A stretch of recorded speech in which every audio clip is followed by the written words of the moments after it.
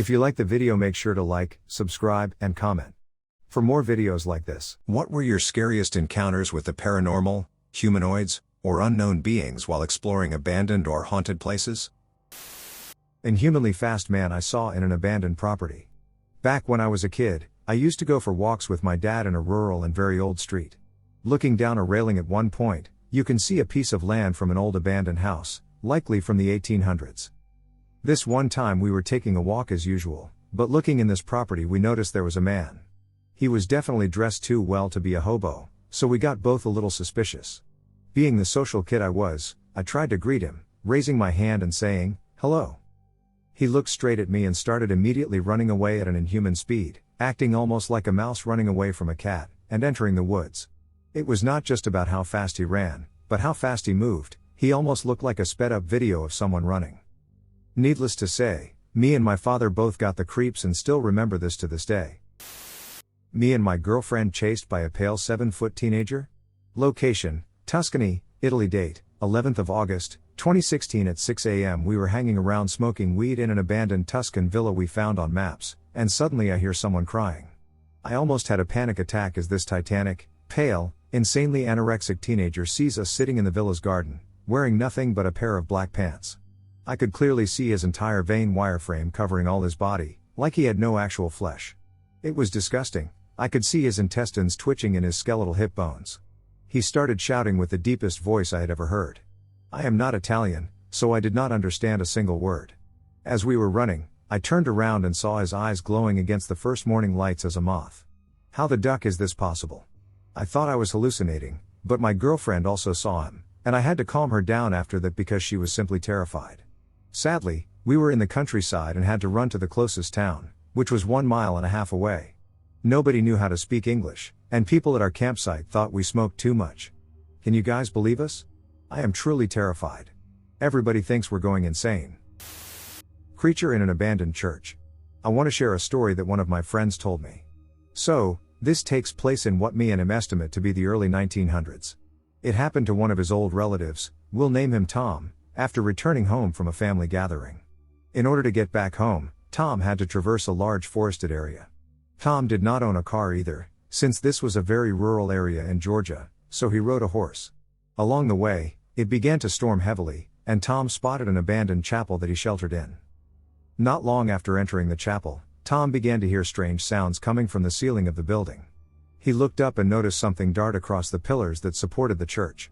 He dove down behind one of the rotting pews and continued watching the figure. It eventually came into view, and he got a good look at it. It was large, black, and hairy, with long arms and what looked to be claws. It was swinging from the beams with extreme ease. Tom began to get scared, so he tried to creep out the door of the church, but before he made it, the creature noticed him. As soon as the two made eye contact, he ran outside and got on his horse. He rode off as fast as he could through the storm. He turned around to see if it was following him and saw it perched in the top of one of the trees next to the church. That was the last he ever saw of it. Me and my friend have tried to come up with possible explanations. The most logical one we could think of was that it could have been a gibbon. Gibbons are fairly large, hairy, and have long arms that they use to swing from trees with a lot of speed and agility. The claws may have been just imagined by Tom in the heat of the moment. But, if it really was a gibbon, how would it have gotten in rural Georgia in the early 1900s? If you guys have any other explanations, I'd like to hear them. Tall, dark humanoid. So this happened to me and a few friends of mine on Halloween night, maybe 6 years ago. We got together to have a few drinks in a house that was abandoned mid-construction in a neighborhood on the outskirts of town, surrounded by fields and orchards. The friend that drove us there parked his car in the area destined to be the garage of the house. So we went upstairs to a small room and started drinking and talking. The night was strange from the get-go. We started hearing noises all over the house, like footsteps and stones and other debris hitting the floor. We also found a dead, torn-up cat in one of the rooms upstairs. So after a couple hours, we decided to leave. As the 5 of us got to the ground floor, we felt or heard something behind us, and we all looked to the door that led to the back of the house, which was just an empty field.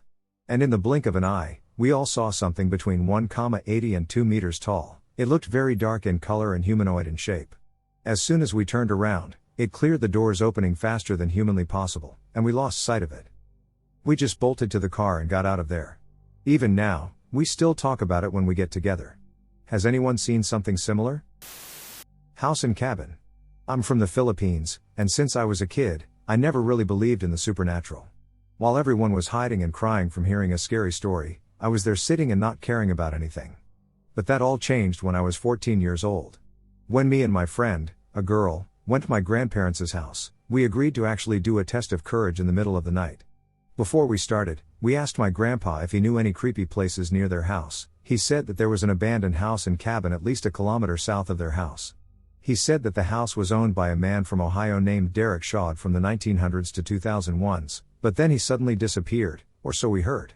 We were very skeptical since me and my friend aren't really strong believers of those kinds of stories, so we decided to go to that location. But my grandparents didn't allow us to go, so like any teenager would do, we disobeyed my grandparents and ran off in the middle of the night searching for that house and cabin.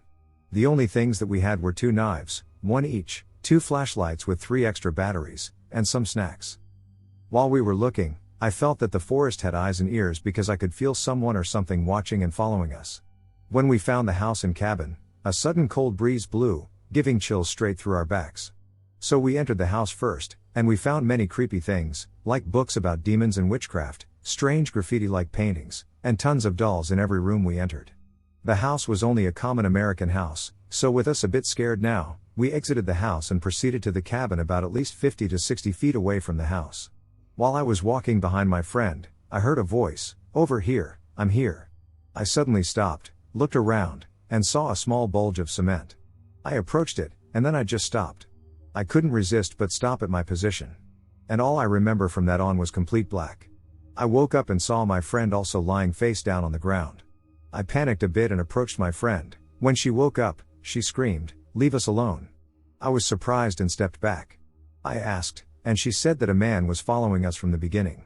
I saw that her face was a bit pale, and she was very, very frail. So with us scared and pretty much frightened, I gave her a piggyback and carried her out the forest when we reached the dirt road near my grandparents' house.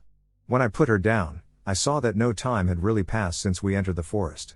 The time that we ran away was at 11:30, and when we ran off from the forest, the time was 11:39. I was shocked that we managed to walk a kilometer back and forth within 9 minutes. So I contacted Uncle to pick us up. A couple of minutes later, he showed up, and we rushed my friend to the nearest hospital. When I told my uncle about our adventure, he got upset and shouted that we were very lucky. He said that some people also tried to go investigate that establishment, but many got hurt when they returned. Unfortunately, my friend actually experienced such severe trauma that she almost lost her sanity, so until now that we are 18 we agreed to never ever again do something like that.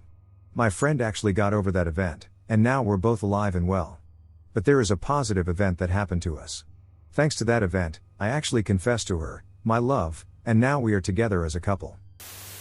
Paul DeVere, Taunton, Massachusetts, unexplained paranormal encounter. So before I dive into the story itself, it is important that I do my best to paint a picture of Paul DeVere, an old abandoned mental institute.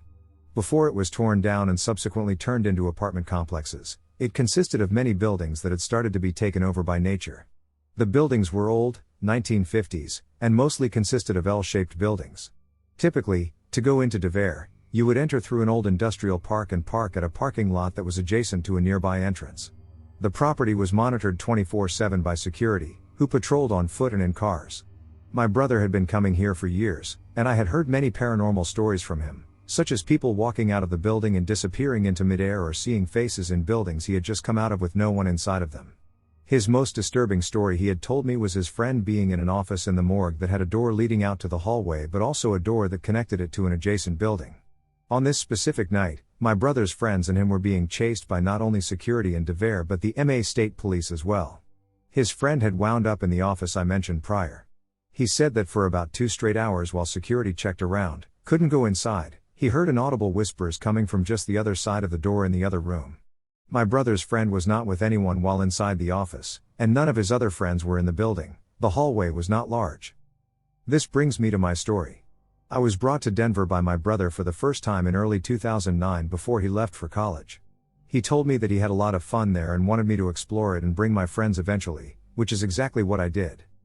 On a normal summer night, I was probably 16-17, my friend Chris called me and asked if I wanted to go to DeVere. He and my other friend John had been drinking and wanted me to drive all of us there. The drive was about a 45-minute drive, but he had a fast speed and I was the one driving, so I didn't mind. We arrived at Dyer around 2 a.m., parked in the adjacent lot, made our way through tall brush, and passed a huge entry point marker, a building with a smokestack. This building was an entry and exit point if you ever got lost. Next was the best part, the tunnels. The usual point of entry into the actual facility itself is through tunnels. So, you would make your way inside the first building you see, hand a right, and follow a set of rusted pipes that bring you to a split.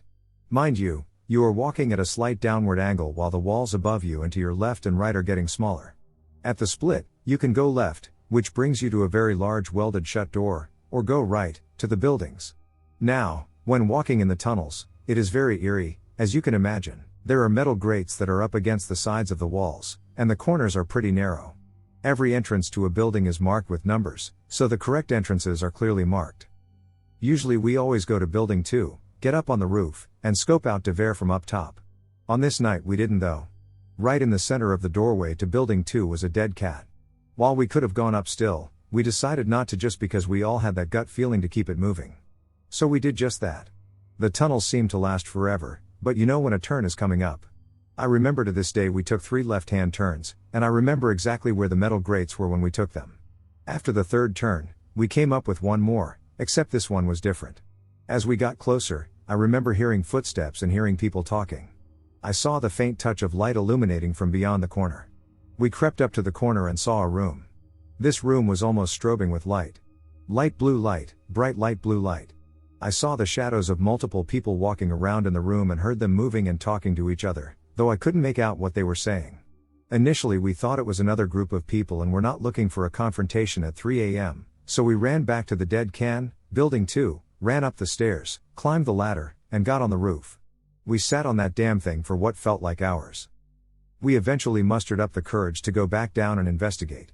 We took the 3 left turns like I said, and on the last turn, we crept up like we did before but didn't hear anything. I got up to the corner and peeked over.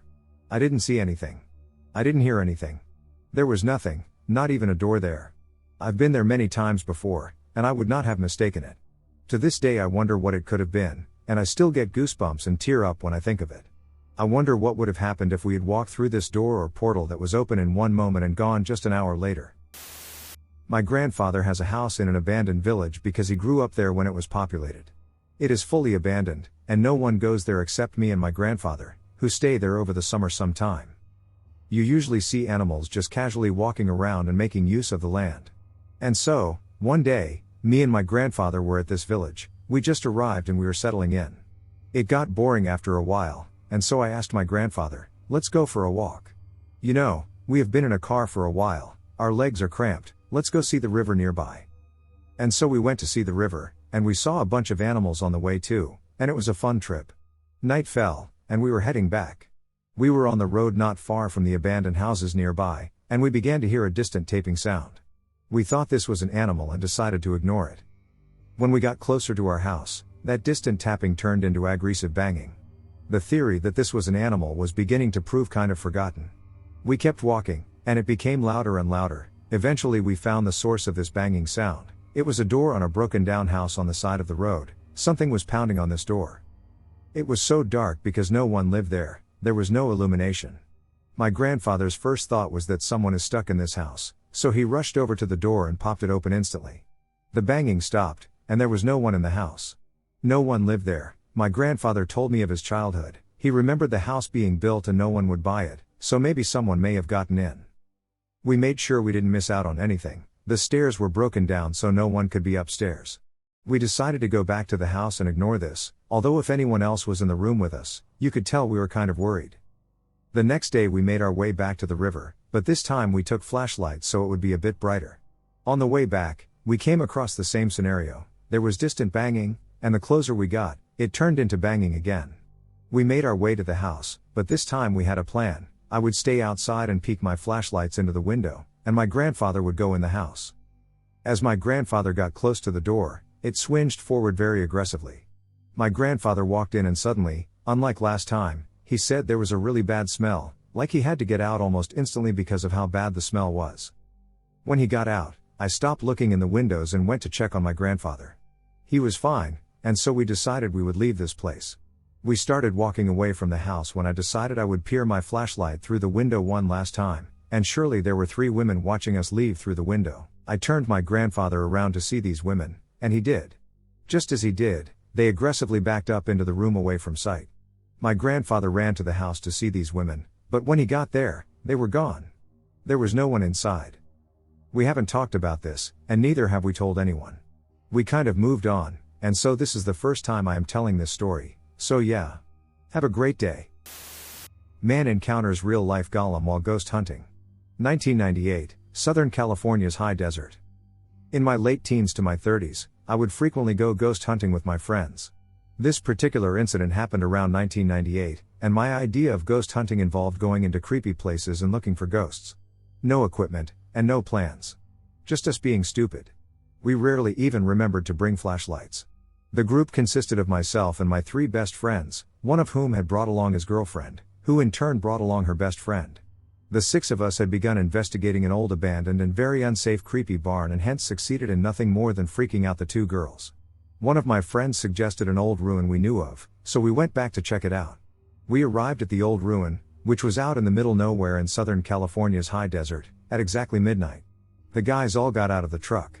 The girls refused to get out. We immediately spread out. The 3 other guys moved off to their right to explore the perimeter of the property while I headed straight for the ruin. The ruin was easily identifiable by the light of the full moon.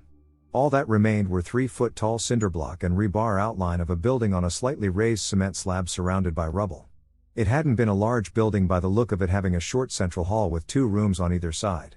No sooner do I step foot on the threshold of the building do I look up and see something. The best way I can describe this thing is when you take black and white Play-Doh and mix it together into a streaked, vaguely humanoid-shaped golem with a round head. I watched this thing, visible only from the waist up, glide smoothly from left to right just outside the far side of the ruin. As it reached the far end of the building, I calmly did an about-face and walked back to the truck. I wasn't scared. I didn't panic. Until recently, I just accepted simply that the sight of this thing had just overloaded my mind and my understanding of the world and had just seen enough. As I reached the truck, I realized that both girls were gazing past me toward the ruins with eyes the size of saucers. Though there was nothing there when I turned around, both girls in unison described the exact same thing I had seen and claimed it was standing in the exact same spot on the threshold where I had just been when I saw it. There's not much else to say except the girls and I waited in the truck until the others back came. I was the night watchman at an abandoned mental hospital turned state park for a summer in college. The only creepy thing that happened was one night I was with one of the state park police, and we saw flashlights in one of the buildings. Kids constantly broke in, and other people broke in to gut the old buildings for any copper they could find. So as I was saying, one night we saw flashlights moving around, so we went in. The officer pulled her gun and flashlight, and in we went. We could hear her footsteps on the floor above us, and we slowly and quietly went upstairs. We checked every room and found nothing. Then we heard footsteps above us again. This happened for a few floors until we were on the top floor below the roof. We heard footsteps up on the roof, so we went up there. Still nothing. We never found anyone or any indication that anyone had been there. It was friggin' creepy. The encounter at Crybaby Bridge.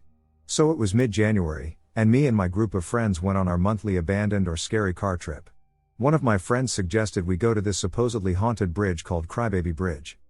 The Crybaby Bridge is a common folklore motif in the Midwest, and although the bridges may be different, their stories are very similar. One concerns a young mother who drowned her unwanted child in the river under the bridge, and the infant's cries can still be heard. Another common story is that a bus or van full of children drove off the bridge, killing everyone inside. Now, if you put your car in neutral while on the bridge, invisible hands will push you safely to the other side. Both of these legends are associated with a steel, graffiti-covered bridge in rural Warren County. One tale particular to this location involves a speeding car full of impetuous youths who struck and killed a fisherman as he cast a line into the creek. Additionally, several people have claimed to hear a baby crying near this bridge. So we all go to this bridge at 3 in the morning, and it's what you would expect. A steel bridge that has a creek running under it, just like the story goes. But with all of us there, we surely felt something there with us. So I get out one of the newest ghost boxes to communicate with the spirit we all felt on that bridge. As we talked with spirits, we kept seeing shadows, hearing footsteps on both sides of the creek. At this point, we are getting very freaked out. But around 4 in the morning, there was one thing that happened that I will never forget for as long as I live. We were sitting in the middle of the bridge, my truck running with the lights on to keep the area around us lit up. We were almost done with the session when, out of nowhere, we heard an extremely loud splash noise, as if something just jumped into the water below us. The source was on the right side of the bridge, and it went along well with the legend as a body or a car falling into the water. We are so scared after that we scramble into the truck and book it. We haven't gone back to the bridge since that day, due to the fact of how scary and close the noise was and how interactive the experience was. That's my story. Thank you for your time. Something in the dark growled my name. When I was around 12 years old, I lived in a cabin with my family on about 5 acres of land. There was lots of fixing up we had to do on it before living in it because squatters had taken over the abandoned property, but it was really fun working on it together as a family. When we first moved in, I loved the house.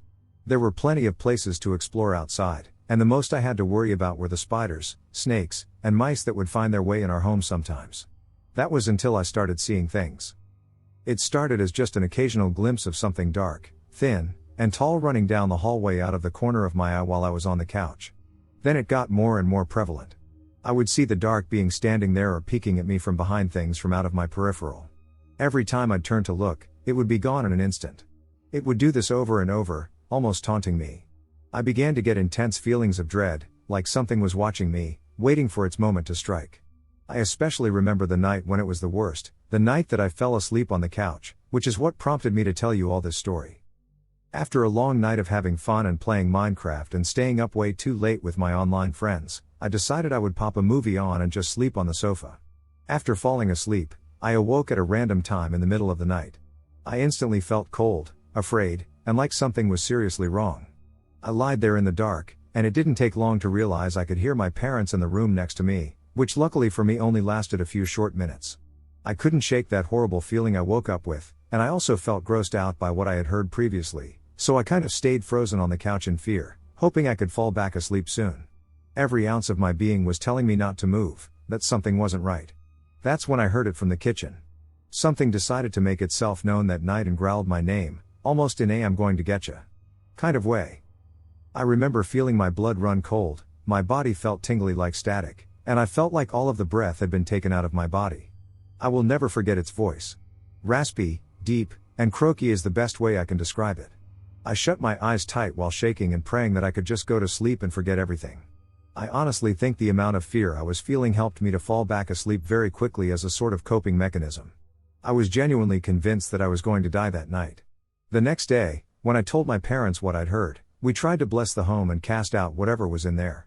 We anointed every door in the home with oils, saged every room, and told whatever was there that it did not belong. It genuinely seemed to work. A few years later, I found out that in that very house, my father was doing some real ducked up shit. He isn't in my life anymore, and I'm not going to get into the nasty details, but I believe that he was attracting evil beings into the home with the kind of stuff he was into. He was doing evil things, and that brought evil into our home. Whistling in the forest. When my best friend and I were about 14, we had the most terrifying but thrilling experience of our lives. Now, for anyone to understand this, there are a few key details. We lived in a rural town in the middle of nowhere in the Northeast. We had been friends since we were 4. We were imaginative to say the least, so this was always one of our favorite things.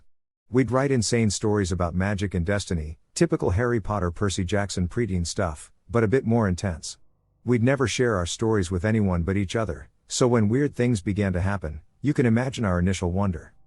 It began in November, when we were both 13. I lived in a neighborhood that had a fence at the end of the road, which blocked off a gravel road.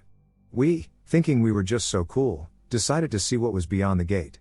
That's where our ritual began. We'd reach the gate, look to one another and whisper open in Latin, and jump it at the exact same time. We imagined this contained whatever lay beyond it. The landscape, which was beyond the gravel road, was a large hill that had the line of the forest at the top. This hill was steep as all hell, and if you stopped and looked behind you, you could see the entire town. Anyway, our first time exploring the forests, we found the first of many messages. Burned into a cut-down tree was a word, lucid, an image of an eye, and what we assumed was a name, Akasha. As we got braver and braver, we went deeper into the forests. Further down the winding trails. We began to find more messages, all burned into trees. East-west forest. Scream, this way, run, take the path, and the most memorable, half the light that burns twice as bright. We thought this was a big puzzle, something someone had left us to figure out. It would be summer by the time we got the guts to go 2 miles in. We came across a creek with a wood plank bridge to the other side. Immediately, we were so excited.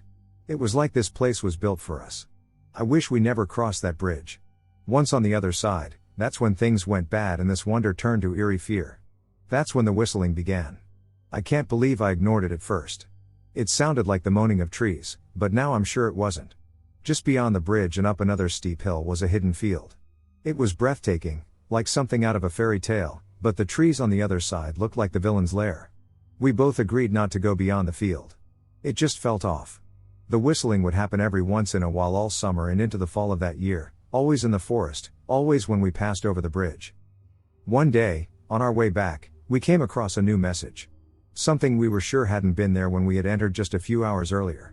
It was carved, not burned, into a large oak, which marked a bend in the trail. It said in sloppy, uneven letters, "It comes alive at night." This caught our attention. What was it? Who the hell carved it? The rest could almost be explained by hunters, but this didn't seem to fit. Being the dumb 14-year-olds we were, we thought this meant, hey, let's go at night. We decided that night, at the stroke of midnight, we'd venture to our hidden field. That night, despite the cold and despite our fear, we went. As usual, we followed our ritual and sprinted as fast as we could to the bridge. We were so determined, I don't think we noticed the stillness of the forest.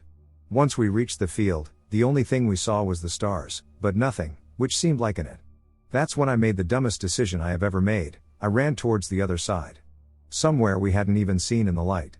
I began to weave through the brush, the twisting vines, and the swamp-like water, which neither of us were prepared for. We eventually reached a hill clear of the vines and water and began to slowly creep up the hill. We stayed as low and quiet as possible. When we reached a point where we could see the top, my friend's hand shot out and stopped me from moving any further, and she pulled us both down lower. At first, I didn't see it, but once I focused, my heart stopped. Standing on what looked like another gravel road was something that wasn't quite human but wasn't quite animal. It looked like a man in a top hat until you began to focus on the disturbing details. Flesh so pale it nearly glowed, hooked feet, and again, what looked like a coat and top hat. It had its back to us, so I couldn't see whatever horrible scene its face was, but I felt as though I was in a trance. That's when I finally heard it, the whistling. The same, sweet tune. The same tune, which played like a background song every day we entered the forest. That's when it turned. I've never run so fast in my life. I'll never forget those gaping eyes. That menacing, inhuman smile. We didn't stop till we reached my house, and that night, we vowed to never go back again. It's been years since we experienced this. Since then, we've taken different paths in life but still touch base every once in a while. About a week ago, walking to my car, I felt the same trance I did all those years ago.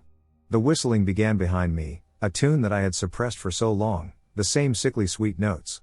I've never run to my car so fast in my life.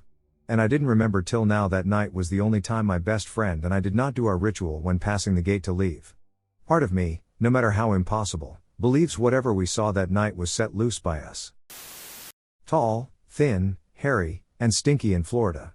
This was told to me by an ex-boyfriend of mine about 5 years ago. I don't remember his exact words, but I do remember the gist of the tale. He lied to me many times, but I wasn't dating him for his intelligence. It seemed he believed this is what happened to him. As far as what actually happened, I don't know, and I'm not going to ask him. I just wanted to know if this is something he made up or if someone else has experienced these creatures as well. From the smell and size, I immediately thought skunk ape. But after reading about the skunk ape, I decided against it.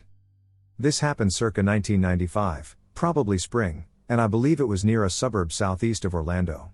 He said he lived at the last house in a cul-de-sac in a predominantly Cuban neighborhood. My ex, hereafter referred to as X, said this takes place in the woods near either an abandoned airport or mall, I think airport, but I can't remember precisely.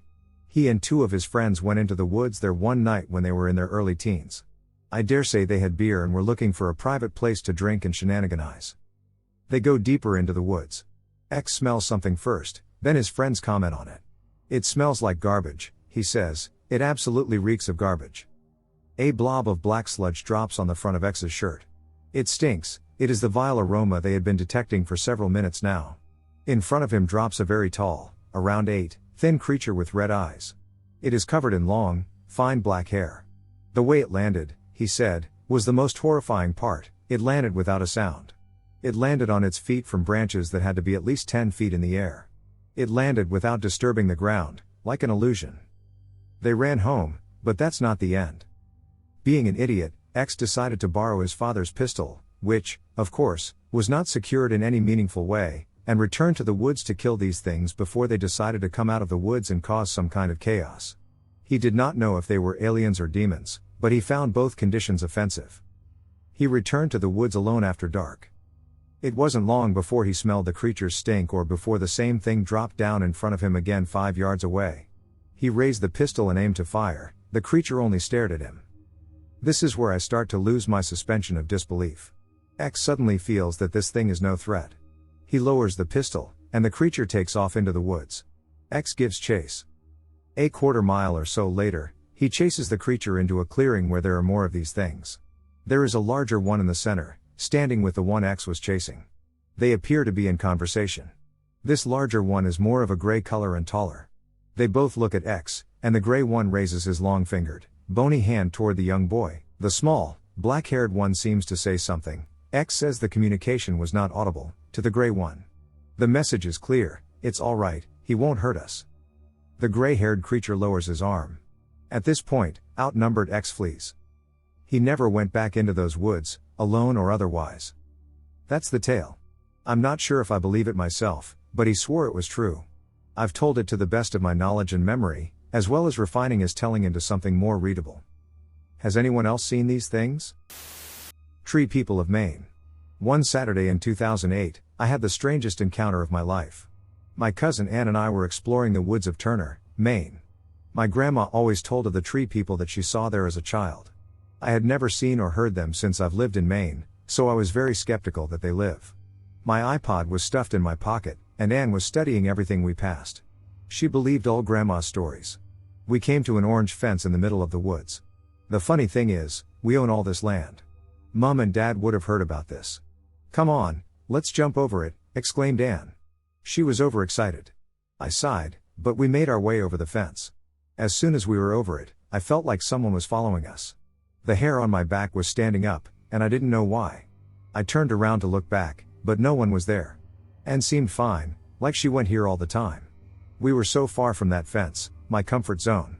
At one time I was sure I saw 2 yellow-orange eyes, just like the color of the fence. Creepy. Suddenly, Ann yelled, "What the hell is that?" I turned and saw a skinny, slimy, brown creature staring at us. It had the same eyes that I'd seen earlier. It reminded me of a walking piece of bark. I was frozen. This thing made the hair on my head stand up. It made an awful scream that made my eardrums burst. I couldn't hear a thing for 5 minutes. The bark creature ran at such a speed that it was just a brown blur. Ann and I just stood there in shock. We made a blueprint for the house. The next evening we went out again, but the orange-yellow fence was gone. The questions were ringing in my head. Had we really encountered the dwelling tree people? Where could that giant fence have gone? I knew I wasn't dreaming because Ann remembers it, too. I'll never venture that far into the woods again.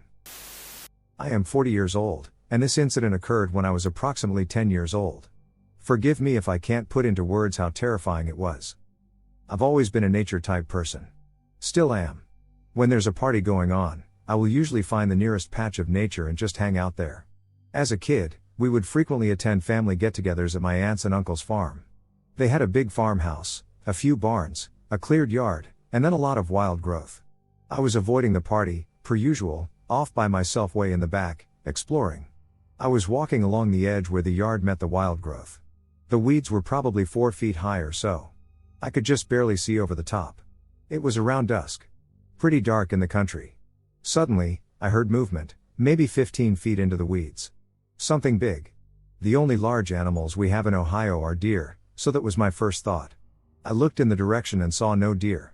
I should have. You know when something is moving through tall grass, how the grass moves? Well, that's what I saw. Movement, but not the cause. I knew I should be seeing a deer, but the area of grass that was moving wasn't big enough. It was a smaller area. Like something shorter than me, but bipedal moving through. I was a little spooked. I called out, "Hey!" Then there was fast movement of the weeds, going away from me. What was really scary was the sound. Labored breathing, with a voice of some kind. Nasally. Hold your nose, and from the top of your throat, Make a huff huff huff sound while quickly inhaling past your teeth and tongue between each. I heard that 10 or so times until it was far enough away that I couldn't anymore. 30 years later, it still spooks me, and I never stopped spending time in nature, but I also have never learned of an animal that could cause the disturbance of that evening. Humanoid? Well, it seemed to have a voice of some kind, and the movement of the grass implies that it was bipedal, not quadruped with a wider stance. That's all I know. The thing in the weeds still spooks me to this day, though. My ghost experience. This incident occurred during a full moon just before my mom's passing on July 4, 2023, while storming on a Thursday night. Me, Jay, Mary, and Chris all decided to head to the trail that I live a block away from and check out a bridge where a little girl named Rebecca, Becca for short, had died by the train. History of the trail. It used to be a train track that goes throughout Wisconsin, and it used to be a shortcut to get home from school. Rebecca, the one who died on the trail, was with a friend, and she would die after getting stuck on the wooden bridge. She now haunts the wooden bridge. Back to the story, Somi and Jay came on one side, while Mary and Chris came on the other side. That's when we saw the little girl appear on the side of the trail. Rebecca was buried there, by the first lighting strike. By the second lighting strike, I was the only one who saw this.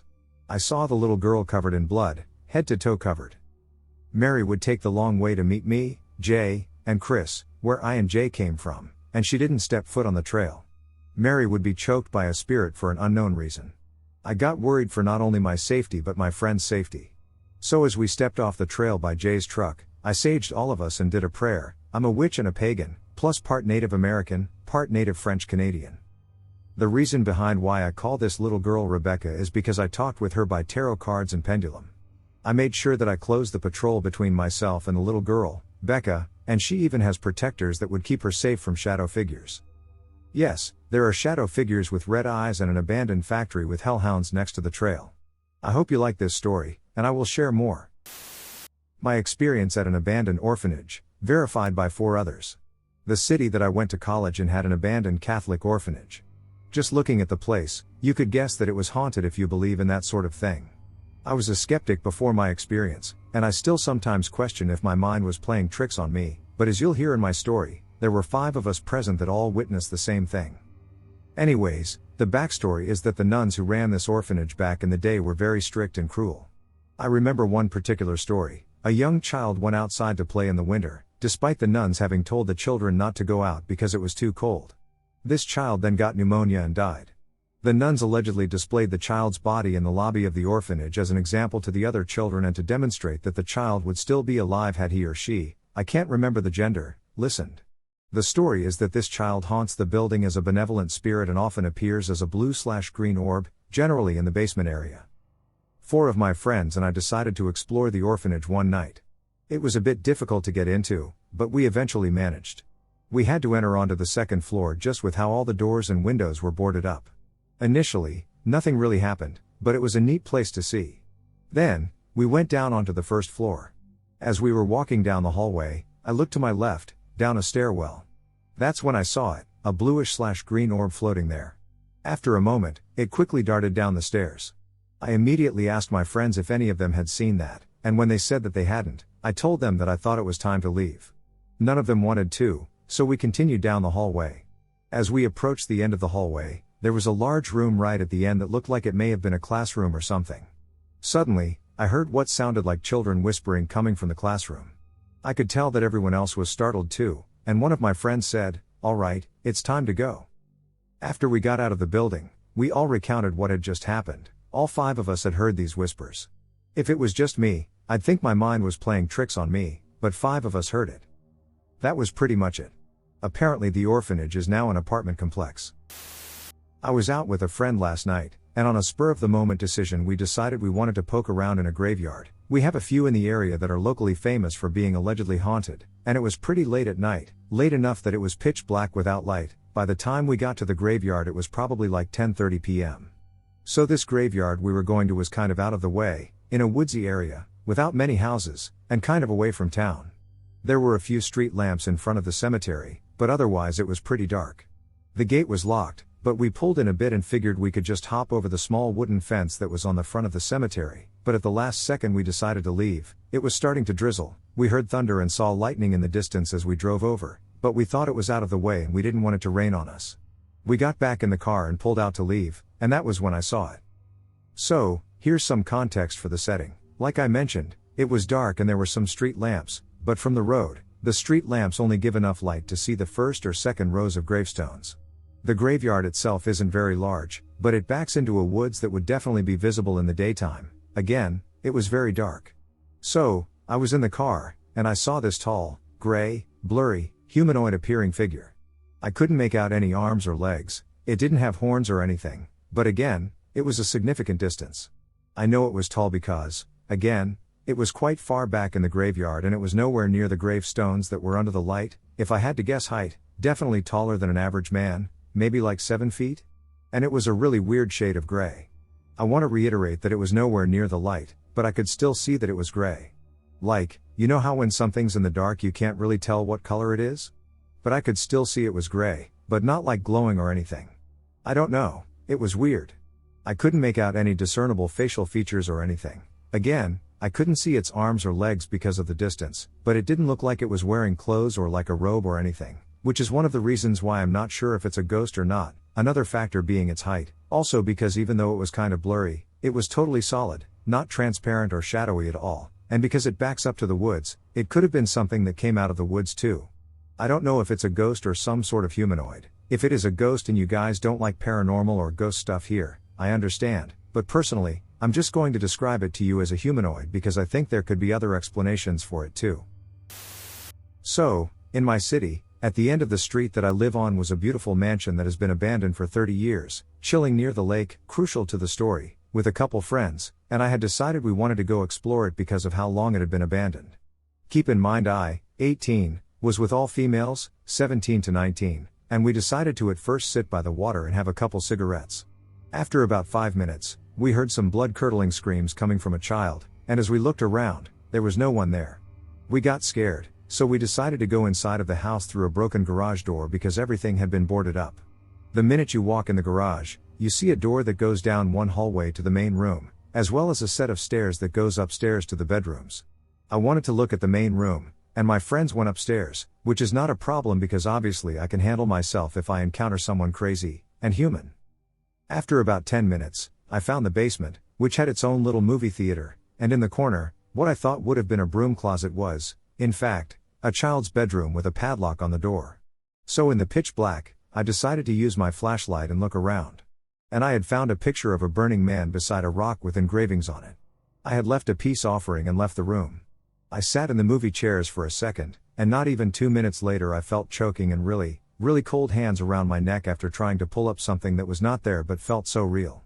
I heard a man tell something to let go of me and told me to run away and to get my friends and go, according to this masculine figure I saw, and heard we were not safe there, and then I heard my friends scream, and I ran upstairs, knowing where they were, and there was blood dripping from the walls, and it was not just me that had saw it, and the woman had come out of the fireplace and in a partially burnt, I'd like to say 1960s dress, open burn wounds on her hands and neck. I grabbed my few friends, and we left and sat outside and recuperated, but before we had left, my back was burning and my best friend's leg was feeling wet. We had lifted up my shirt, and I had 3 scratch marks down the back, and we rolled up my friend's pants, and she had a huge gash on her leg and 3 claw marks on her arm. To this day we don't know what happened there, and we have not gone back to find out. The thing at the abandoned school. I had a discussion with my friends earlier and decided to share it here as well. Me and my friend group will go to abandoned buildings to explore them. We've been to factories, mills, hospitals, schools, homes, and even an underground power facility. It's fun. One day, our planner in the group found a school that was shut down in the early 2000s due to poor structural integrity. While doing some more digging, we discovered there was a murder there not long after the school shut down, and the body was never found. That didn't stop us, we still went out because ghosts aren't real, right? That's what I thought. That's what we all thought before we stepped into that school. Come the night of our expedition, we struggled to get everyone in the door because only 2 out of 4 of us could fit through the broken door. That was me and my buddy Chris. Seeing how me and Chris were already inside, we decided to glance around at the place to see what we found. While walking through a classroom, Chris tells me he's going to let the girls, other 2, know that we can't get everyone in this time around. I said okay and stayed behind because I don't usually scare easily. While in this classroom, I walk towards a shared closet and start feeling uneasy. I tell myself, it's just dark, and I'm alone now. I make my way into the closet, and just as I'm about to step into the other classroom, I get this strong feeling like I shouldn't go in there. I've never felt something like that, and I decided to trust my gut feeling.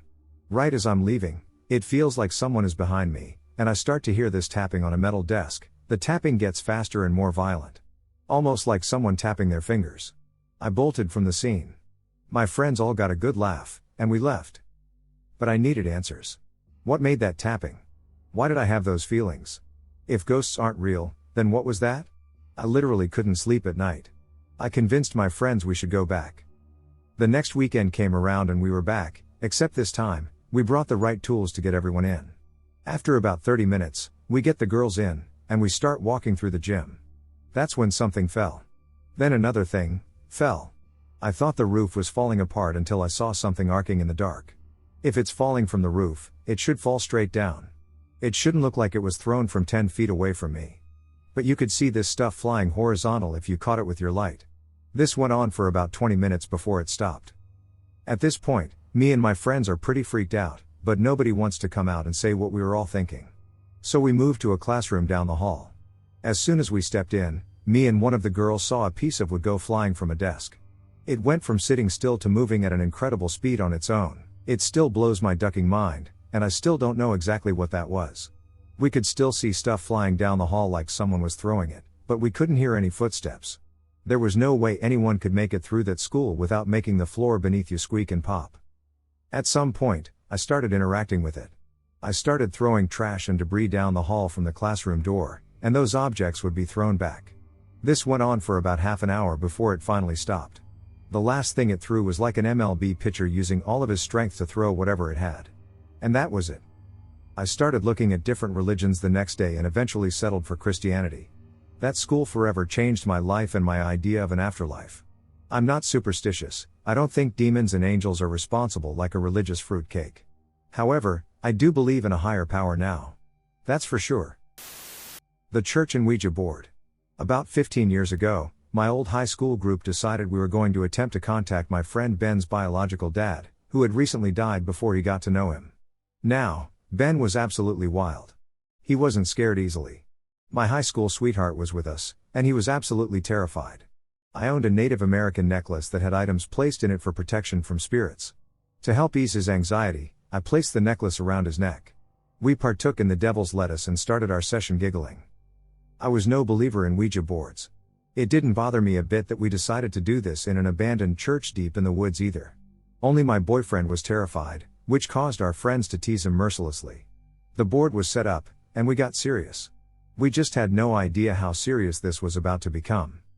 As the planchette moved to spell his father's name, I smiled, thinking this was his method of closure. He was clearly doing it because he had refused to share the name beforehand. But looking into his eyes, I saw something I'd never noticed etched into his face. It was fear. I can't remember how it all went down, but suddenly the board was spinning and it said murder. I was starting to feel cold even in the heat. That's when it all went to shit. The pews, already broken, were shaking uncontrollably, even toppling over. We were in a back room that was essentially empty, but we ripped open the door to discover the pews toppling over. It started a massive panic to get out of the building. As I was running, I realized my boyfriend was not with us in the woods. I turned back right as Ben and a few others pulled off in their cars. Once I re-entered the dilapidated church, my boyfriend was stuck, literally stuck to the floor screaming. The building was still shaking, it was ice cold, and it felt like a sock had been shoved in my mouth. I remember my best friend helping me carry him out of the building. Within an instant, he had his wits about him and refused to talk about what happened. He looked like he'd just been through war. He opted to keep my protection necklace on, citing that the demon may follow one of us. We never really talked about what happened. That was very strange for my very open friend group. We knew it wasn't an earthquake because we lived just an hour below the Blue Ridge Mountains of Appalachia and never get quakes that could move furniture. And to be honest, I felt something dark around me until a cleansing 11 years later, after the scariest haunting I've ever experienced happened. I don't know what we released or even have any clue how that could have been a natural event. Something threw those church pews to pieces, and we never went back. When I was younger, teen years, there was an old abandoned farmhouse on the outskirts of town. We went during the day to explore and decided it would be more fun to return at night. So the plan was set. Flashlights in hand, About 6 of us loaded into my friend's car, and off we went. There was a very long driveway path up to a small, white, 2-story house. We were definitely trespassing, but we were kids who don't do dumb things when they are teenagers. We pull up, it's pitch black outside with just a very soft glow from the moon. We all went inside. I was on boycott to be first or last. I watch scary movies, people. I know better than to lead or be the sacrificial lamb at the back. Nope, middle of the pack it was. We all gathered our courage and walked inside. We had noticed earlier that there were personal belongings tossed about as if the previous owner just one day fled, leaving everything behind. We all thought it to be pretty strange. I noticed the air felt different at night. It felt heavier. It seemed as if someone or something was watching our every move. We carefully stepped around the items tossed about the house. In the dark it was harder to navigate. The flashlight I was holding felt as if it could only light a mere section of the darkness around me. The house felt cold and had an eerie feeling that I hadn't noticed previously in the daylight. My hands felt sweaty, my heart pounding. Out of nowhere, something was there with us. It was flying around us. We all turn around, shining our lights to the sounds above our heads. It was actually just a bird, but we all ran to get out of the house. Standing outside in apparent safety, we see bright lights flooding toward us. We were all freaking out because we are basically trapped. The drive was long and narrow, it would only fit one vehicle in or out. As the car comes into focus, we realize our heart attacks were unwarranted. It was more of our friends. They unloaded, and we all stood there outside, chatting in our nervous laughter. The eerie feeling of the property was still all around us. All of a sudden we heard noises. It was the familiar sound of footsteps. A door slams. To our horror, we realized the noises were coming inside the empty house. There was a crash and sounds of glass breaking. We all looked at each other then in the direction of the noise, shining our lights, fearing what we might illuminate in the darkness. We see nothing. Immediately after the commotion inside, there was noise from behind us. It sounded as if someone was moving all around us in the tall grass. We all look in the direction of the disturbance and see nothing. Just then a cool breeze of air swirled around us in an odd, unnatural way. It wasn't windy. The night had been completely still until that moment. We fly like the speed of light into our cars and roll the heck out of there. We didn't even check to make sure everyone loaded up before speeding off. Luckily everybody was accounted for quickly as we sped down the long drive, leaving the house and whatever was there with us in the darkness. I never went back. Sometimes I wonder if the house is still there. I wonder why someone would leave personal things and abandon their home. Maybe they didn't feel welcome there either. To this day, this is one of my favorite memories from my teen years. Oh, the things we do in small town Missouri for amusement. One of my haunted experiences at my childhood farm. I grew up on an old farm built in the late 40s. The farm wasn't extremely old, since it got torn down and turned into a suburban neighborhood in 2015. However, my experiences there varied from getting chased by cows to being chased by Addy. There was a small, old abandoned homestead about 100 yards from my house, and that's where Addy lived. She died in that house before the farm was built, and there wasn't much known about her. A few times a week, my friends, who lived on a farm neighboring mine, my brother, and I would go to Addy's house and explore. There was one particular experience that makes my bones shiver when I remember it. It was in the evening, and the sun was about to set while we were in Addy's house. There were birds and crickets chirping outside, and we could hear the creaks as the cold breeze brushed against the house. Suddenly it went quiet, we couldn't hear the animals chirping anymore, and it was as if the wind got louder and harder, so we decided to head back home. As we headed out the front door, we heard footsteps on the second floor. My friend, being smart, decided to sprint towards our house, but the rest of us stayed put for a second in shock, and like a shot, we heard those footsteps stomping swiftly down the stairs, and we booked it. We ran inside my house and locked the door behind us. The stairs inside that old abandoned house were open and had no back, so you can see people coming up and down the stairs from the front door. I never spoke about it because I didn't want to scare anyone, but as we heard those footsteps coming down the stairs, I could see the silhouette of bare feet and ankles running down through the cracks of the steps. My father's scariest experience. This is a true story that happened to my father. My father is a real estate appraiser.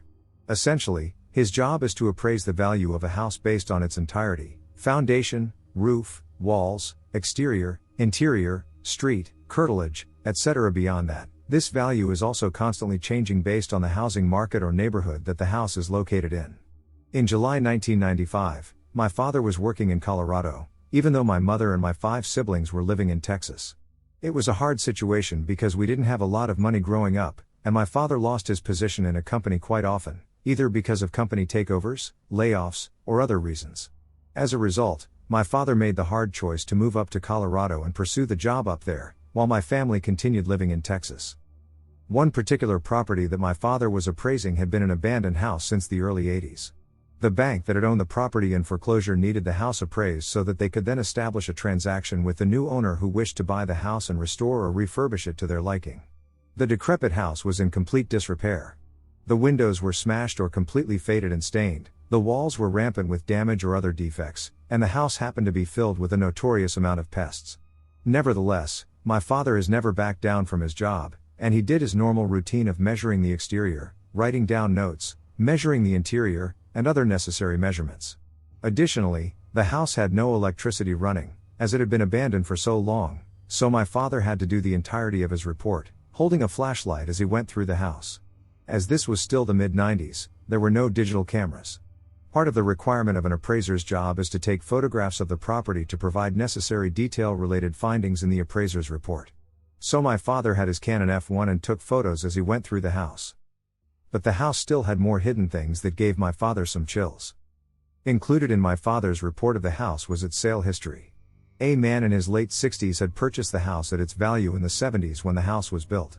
However, only a few short years after he had purchased the house, the man fell ill and later died as a result of unknown medical conditions, and the man did not have a will nor an established family to inherit his possessions. As a result, the man's property became the result of the bank foreclosing, and his possessions were a part of an estate sale conducted by the county. The bank tried several times to place the house on the market for sale, but unfortunately it was located in a neighborhood that was relatively rural. At the time of the original owner's death, fast forwarding to the present, there were many other lots and houses built in the area, and the look of this abandoned home on the outskirts of this neighborhood left an undesirable appeal to the neighborhood looking to expand and become more populous. As a result, the bank wanted the house appraised, and my father was the one to take the job. As my father continued his report and measurements of the house, he came across a strange closet adjacent to the garage. In the closet, there were dusty books, a scythe, a black cloak, and several different buckets of red paint, all of which had been either used or slightly opened in some way. While the collection of these interestingly diverse items seemed out of place, what was even creepier was that the books were all written in a very weird language that appeared to be a cross of Latin and some other language form. My father would soon find out what these books were for. As he opened the door into the garage, he was flabbergasted at what he was looking at. In every direction he looked, there was red paint. Paint on the floor, paint on the walls, paint on the ceiling. But not just random splashes of paint, it was all symbolic and repetitions of these Latin words and phrases. But what became more apparent was the symbol of a pentagram on the ground with a circle around it and several black spots in other locations, which my father found to be burned spots on the garage floor, marred by blackened soot in the concrete. As this clearly was going to be of huge interest to the bank, that there basically was a satanic cult of worship in the garage, my father snapped photographs of every wall, the ceiling, the garage floor, and even the items in the closet. Additionally, my father collected the books, with which he saw the writing and snapped photographs of some pages. When my father had finished his report, he made his way out to his vehicle. He was fairly shaken by everything he had seen. My father is a strong-willed individual. He grew up in some rough neighborhoods and has a street sense about everything. Additionally, he is very realistic and pragmatic. So nothing truly phases him. But this did indeed faze him. After he finished the report, he needed to develop the photographs on his film. It was necessary that he included the photographs of the garage to show the bank the occultist appearance of it all. My father told the developing company that did the film that some of these photos may have some relatively obscene material, and he did not want them to be concerned by the photographs. They were slightly curious but decided not to press my father further. A day later, my father returned to retrieve the photos that had been developed. As he looked through each photograph, he recalled which room and which hallway and which detail of the house had been there. But, when my father got to the photographs of the book pages and the garage, the walls, ceiling, and floor were all completely clear, as if nothing was amiss. Just blank white walls, a normal-looking garage with absolutely nothing in the photograph to suggest such an appearance. Additionally, on the book pages he had photographed, there was no ink. No writing whatsoever. It literally appeared to just be blank pages of an old book. This shook my father to no end. He suggested that an inspector be hired to accompany my father to witness what he had seen, and sure enough, when he and the inspector returned to the house, they found the satanic writing, the books, the burn spots, everything was exactly as my father remembered. The inspector took his own photographs of the things he was seeing and made it known that the inspector had his own development lab for film back at his firm. So he developed his photographs there. However, much to the chagrin of the inspector, his own photographs also showed completely blank walls, a normal-looking garage with absolutely nothing to show for the appearance that he had witnessed with my father. The inspector highly recommended to the bank that the house should not be sold and should instead be demolished completely. To this day, my father and the inspector with whom he witnessed the garage condition cannot explain what was seen or why it would not appear in the developed images. This happened last year around Remembrance Day. I live in Canada, so it gets dark quite early in the colder months.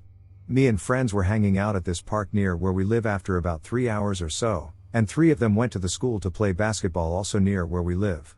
I stayed back at the park with the others, and again, it was quite dark, so by the time I started heading home, it looked like it was already 10 o'clock. Well, while I was walking home, I saw a group of people walking towards me. When I got closer, I realized it was the 3 friends who originally branched off and went to the school earlier. As I got closer, I realized something was wrong. They were scared, crying almost. They told me they saw a burned woman in the school window. I obviously very confusedly responded with what? And they repeated they saw a burnt woman in the window of the classroom. One of them said he was climbing on one of the storage boxes we had out there for construction, and he looked in the window, and there was the burnt lady, we called it. He said her skin was all red and looked slimy, like a burnt flesh look. They said when they looked at the burnt lady, she closed the blinds. At this point, I thought for sure they were playing a prank on me, but then I believed I've known these boys for years, and I've never seen them be even close to crying. So me still a bit skeptic about this whole thing walked them all home, so I had to walk home alone. And of course to get home I have to walk through the school's pathway up to the actual school. As I was walking, I noticed all the lights were on, which in all of my 9 years of going to that school, I've never seen all of the lights on after school hours. It's quite a long path up to the building. When I finally reach the building, I still think it's a prank, so I walk up to the window. The burnt lady was spotted and not so close up, though leaving a good amount of distance. I look in, and there she is. She looks at me and tilts her head, then shuts the blinds. After that, I ran home and called my mom to tell her about what had just happened. Till this day, I can't get over the way her flesh looked and the way she looked at me.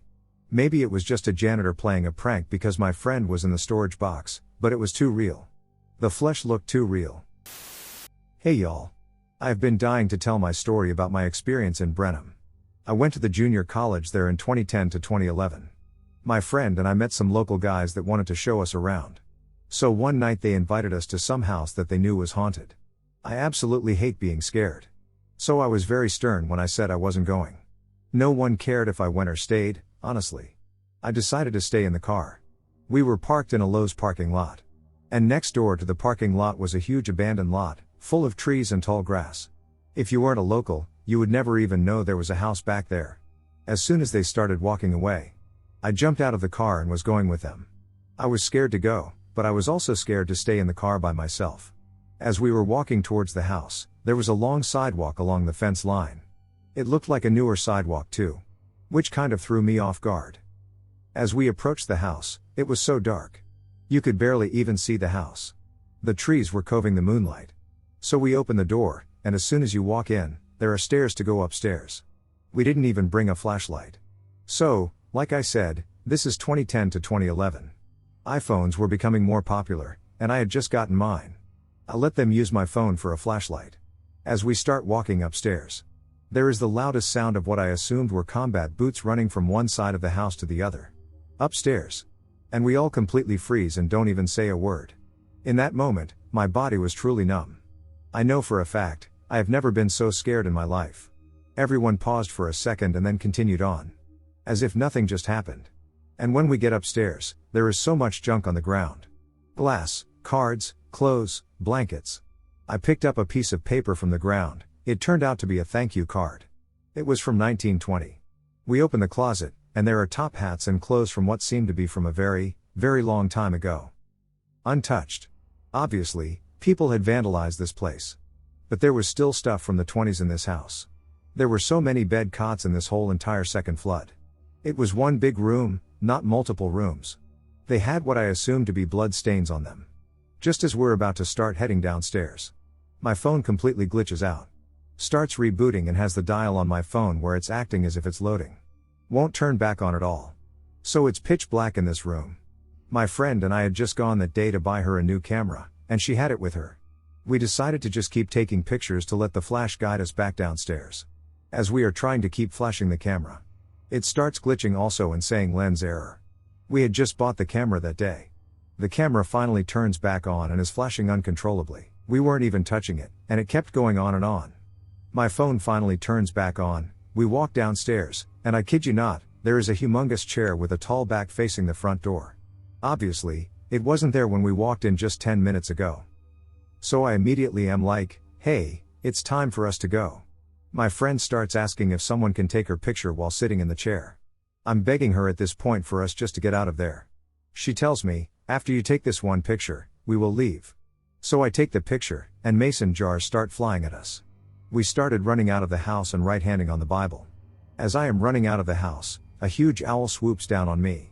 And the guy running behind me jumps on my back, and we fall. He was just as scared as I was. Once we got back to the car, I was in such a bad mood. I was so upset that we went to this place. And I was more mad at myself for not just sitting in the car. The local guys finally told us the story about the house. They said it was a veterinarian's office back in the early 1900s, and he would also foster children. The second floor was where the children slept. On the cot. And they said he started to go mad and started doing weird experiments on the children. And killing them. I half believed this story. I was kind of like, okay, this is a local hometown story that gets told to all of us college kids every year. Until I saw the pictures that camera took. The camera that had a lens error.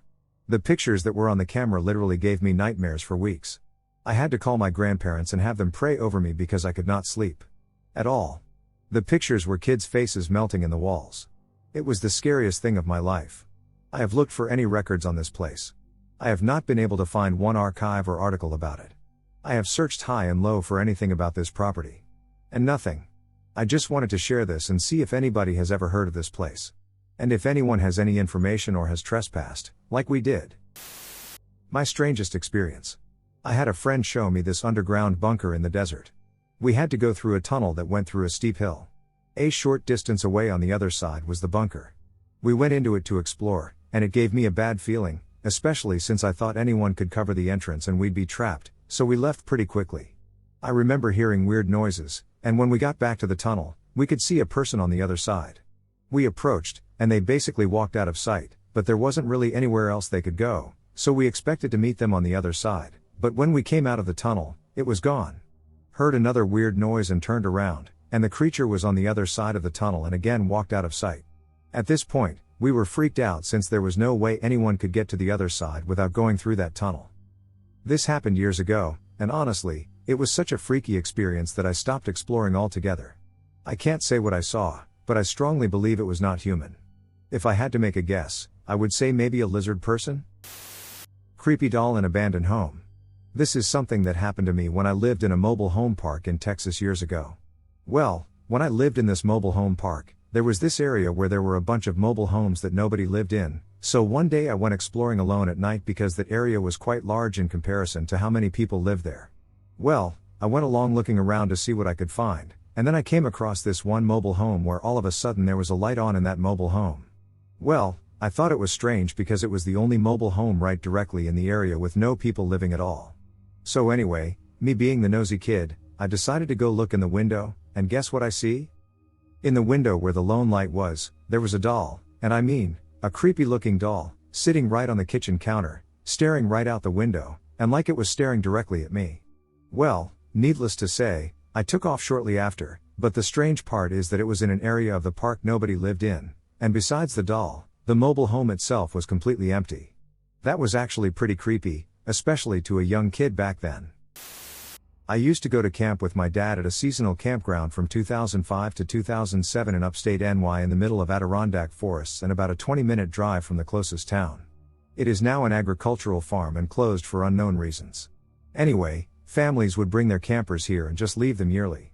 We were one of those families that did this. Luckily, there were other teens there around this time, and we all really hit it off. We ranged from 13 to 17 years old within those years.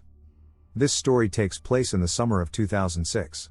A few of my camp friends and I were bored at around 1 p.m. one day, so we decided to hike into the woods that were behind all the campsites. We'll call my friends Jan, Bridget, Helen, and Astor. There were some well-traveled trails not far in, but we had already walked them many times.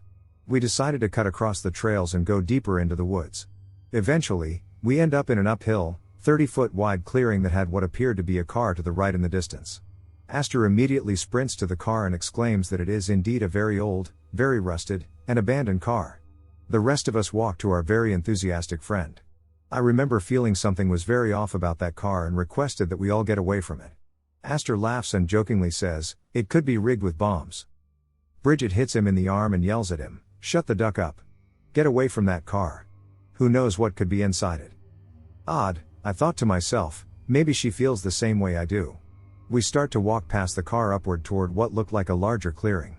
Helen grabbed my right arm and walked beside me, seemingly terrified. Me being about 15 at the time, I welcomed her clinging to my arm and really didn't notice her terror. As we reached the large clearing, the ground flattened. Directly in front of us, there is a pond that is completely still. To the left of us, there's a yellow, two-story house that seems to be abandoned. This clearing is completely surrounded by the rest of the woods. Upon seeing this, I remember the feeling of dread washing over me. Meanwhile, Astor and Jan are running toward the house. Bridget, Helen, and I all called out to them and told them to come back and not go near that house. Instead, they noticed an open window, and they both climbed inside. As soon as Bridget saw them doing this, she yelled out, "Fine. If you two want to duck in some creepy house, be my guest." Her scream seemed to fall flat with no echo, almost like it was blocked and couldn't make it to the house. It was eerie. Bridget finally looked over at Helen and me. Sounding defeated, she said, "Come on, let's just go back to camp. This place is messed up." We concur and start to head back toward the downward, smaller clearing when we hear what sounds like Jan's scream. We look back to see Astor and Jan are already out of the house and almost to us. They are both whiter than freshly bleached sheets and are motioning for us to leave. The hike back to camp was pretty uneventful, but Astor and Jan refused to tell us what they saw in there. Astor was still trying to act silly and cool, but he kept glancing behind us. Jan didn't say a word the entire time. We got back to camp, and it was 5:30 p.m. It really didn't feel like we were gone for that long. The whole thing was weird. We all agreed we'd meet up later that night after we ate and showered, etc. Later that night, around 10:30 p.m., the same group of us all met up near the registration building because it had a light similar to a street light. We decided to head down into a field that was at the entrance of the campground beside the dirt road leading from the road back to camp. It was a new moon that night, and we could see the stars more clearly than ever before. It was the brightest I have ever personally seen them. We all exchanged spooky stories in that dark field for quite some time. For some inexplicable reason, all five of us stood up at the same time and began to walk back on the dirt road, heading back to camp. As we reached the light by the registration office, we all then simultaneously turned around, and the light above us flickered out. We all see a tall, bipedal figure moving in the field we were just in. It moved across the field quickly and silently. Chills went up and down my spine, and it felt like the cold was trying to reach into my brain itself. The figure was darker than darkness itself and appeared to be taller than all of us, hunched, and almost appeared to have spikes protruding from it in some way. We were frozen. None of us moved at all until the light above us suddenly came back on. The figure was gone, but it was unnaturally cold still for a summer night. We all ran to our respective camps. Fast forward to winter 2009. I was telling an ex-girlfriend of mine, let's call her Kitty, about the above story. She is the type of girl that says that she's very sensitive to paranormal events and is always intrigued about them as opposed to being afraid most of the time. She somehow convinces me that she needs to go to the camp I used to go to, but it has been closed and is now that agricultural farm I mentioned above. I decided to drive her and I up there one night in my 2000 Buick Century Limited. Mind you, this car was a beast and could make it through snow with ease due to a really nice traction control system and winter tires. We arrive around 10:30 p.m., and the dirt road isn't plowed out, no surprise. I wasn't worried and decided to drive in anyway. My car's a champ and is going through just fine. I am passing the registration building and get that same feeling of dread I felt long ago on that day at the house. The engine cuts. The car's power is gone. The car refuses to start. I look over at my ex, and she's staring straight ahead. They're looking at us. What the actual duck? I try to start the car again, and it starts normally, but my traction control is no longer working, and the time has been reset to 12 o'clock. The car is spinning the tires somehow. We're still stuck. My headlights were on, and I happened to look at the trees and see multiple of the same figures my camp friends and I saw running between the trees in the distance, and my blood went cold. I yelled, "Duck this shit, I'm getting us the duck out of here." I turned the car off and started again. Traction control light is gone, and I am able to move the car. I slam it into reverse and reverse down the dirt road back to the main road that will head back into civilization. I slammed it in drive, and the supercharger in that baby was one of the sweetest and most relieving sounds I had heard that night. The drive back has forest on the same side of the road as the camp for pretty much 10 of the 20-mile trip to town. My ex is staring out the window. Suddenly, she murmurs a quiet word. I tell her I can't hear her and ask if she's alright. She doesn't look at me, but I am able to make out what she said this time. They're following us. They want us. They're the most evil thing I have ever felt, and they want us to go into the house with them. I tell her that it's going to be okay and that we'll be safe soon. I tell her to stop looking out the window and just focus on clearing her mind. We made it back into town, and I went into the closest gas station that was open and grabbed water and a snack for both my ex and me. I asked the clerk what time it was because both of our phones were dead and I wanted to reset my clock in my car. It's currently 3:49 a.m. You sure are out early. I just nodded and paid for my things. I brought my ex to my place so she wouldn't get in trouble for getting in so late since she lived with her mom. We never spoke of it again and broke up about a month later. I have told others about this story, and I have had many tell me to bring them there. I refuse to bring them or even tell them where this place might even be. Nothing can explain the weird things in that place, and I shudder to this day still thinking about it. I used to explore abandoned houses. Back from 2002-ish until about 2010, I got really into urban exploration, exploring abandoned places, mostly old houses in the countryside of my home state, but every so often I'd go to neighboring states to see what I could find. This is a collection of experiences I've had. None of them are particularly scary when written on paper, but they are the ones that stand out to me. The first one that comes to mind happened in 2005. I was with a girl I'd been seeing this time. She lived out in a more rural area, and one day while I was visiting, the conversation of spooky crap from our childhoods came up. She then tells me about this house she knew of that supposedly a witch once lived in back in the 80s and a woman went missing. So we hop in her car, and we head out. After about 30 minutes, we come across this old 2-story house that clearly hadn't seen any love in a long time. The grass was about 4 feet tall, the sides of the house were covered in moss and mold, the porch was in tatters, the door was off the hinges, and the roof had a big hole in it. People had obviously been squatting there. So we get out, wade through the jungle that is the grass, picked up a few ticks along the way, accelerating my lifelong hatred of the things, dodged the massive hole in the porch, and make our way inside. The house was freaking weird. The feeling I got was just immediate unease, so we're looking around and find that the stairs leading upstairs were completely gone, which is honestly a good thing because my girlfriend gets the bright idea to yell any witches in here. And almost immediately there's a huge thump from upstairs. I mean, it was loud, it rattled the walls of the house, and you'd think the entire structure would have fallen. Needless to say, we booked it, ran back to the car, and took off. I happened to glance back, and there was this white cat making its way across the road. It sat in the middle and watched us leave. The second and final thing happened in 2009, and this is honestly what made me stop wanting to explore the old, forgotten parts of our history. Dramatic much? Anyway. So I was with the same girl from the previous story, and this time we were in Virginia, visiting her sister. We were headed back home and along the highway, much like the first story, we decided to take a detour along this old back road, paved this time, but no less country for miles, no houses in sight. We're driving down the road when my girlfriend spots this old house or trailer in a field and asks if we want to stop. I say, sure, go for it, and we pull into the field where the house is located. The trailer is in pretty decent shape, it probably hadn't been abandoned for long, it was mostly intact except that the door was missing. This time though it was my girlfriend who had the uneasy feeling as we approached the house. She gets really nervous and says, actually, I think I want to leave, and when I ask her why, she says, I don't know. I don't feel right.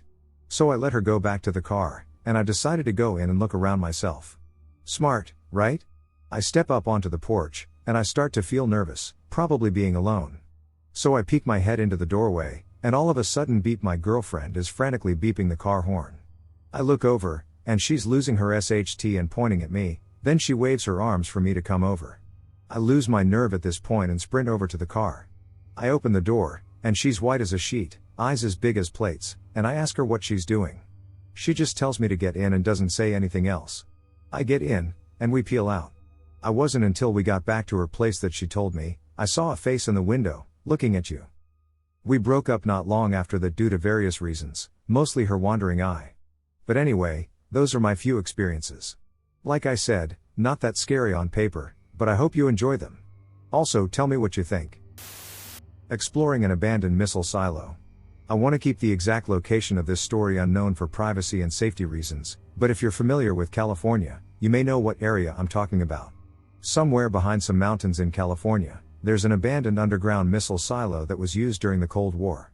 My friends and I have been exploring abandoned places lately and saw a video of someone else exploring the silo on TikTok.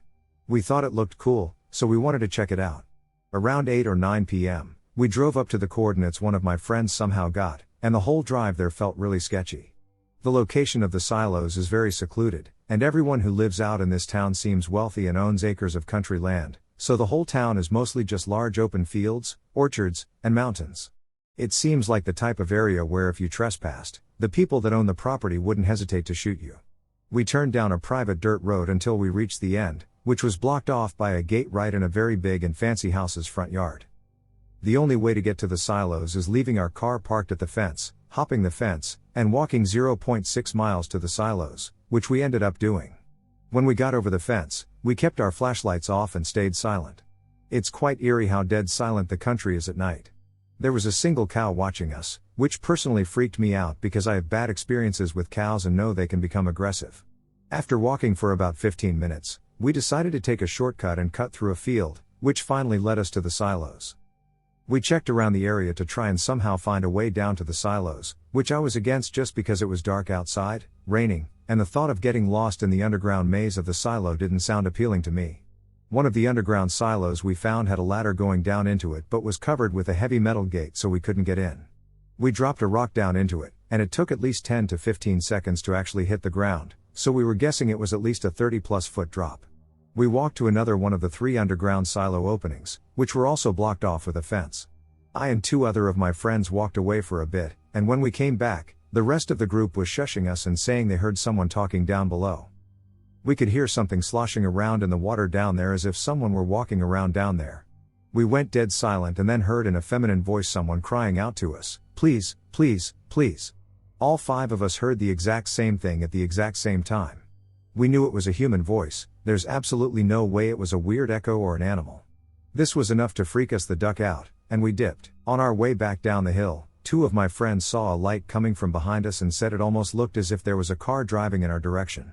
I remember holding onto my friend's arm in fear, and she just turned to me and said, in the most serious tone I've ever heard from her, "Run," and with no hesitation, we booked it back to the car, hopped the fence, and drove out of there. The whole car ride home, all 5 of us were extremely paranoid and freaked out and couldn't help but think we stumbled across something we shouldn't have. We all felt extremely uneasy and tense. Perhaps we were being dramatic, but we were all hoping someone was being held captive down there and was crying out for our help. One of my friends pointed out how if someone was being held captive down there, the person keeping them captive wouldn't visit them during the day but during the night, which reminded me of the light coming in our direction. Who was that coming towards us, I'm wondering. I'm glad we never found out. We also were thinking, what if the people who own that house were keeping someone down there and torturing them, and after this realization of that possibility, we felt blessed to have gotten out of there unharmed. Even though we were trespassing, and someone technically would have had the right to harm us, we didn't come there with bad intentions to steal and cause destruction, so it would have sucked if something bad did happen to us. We were also wondering if it was another explorer down there who got lost down there. We were confused though, because if someone was trapped down there, why would they say please, please, please instead of help?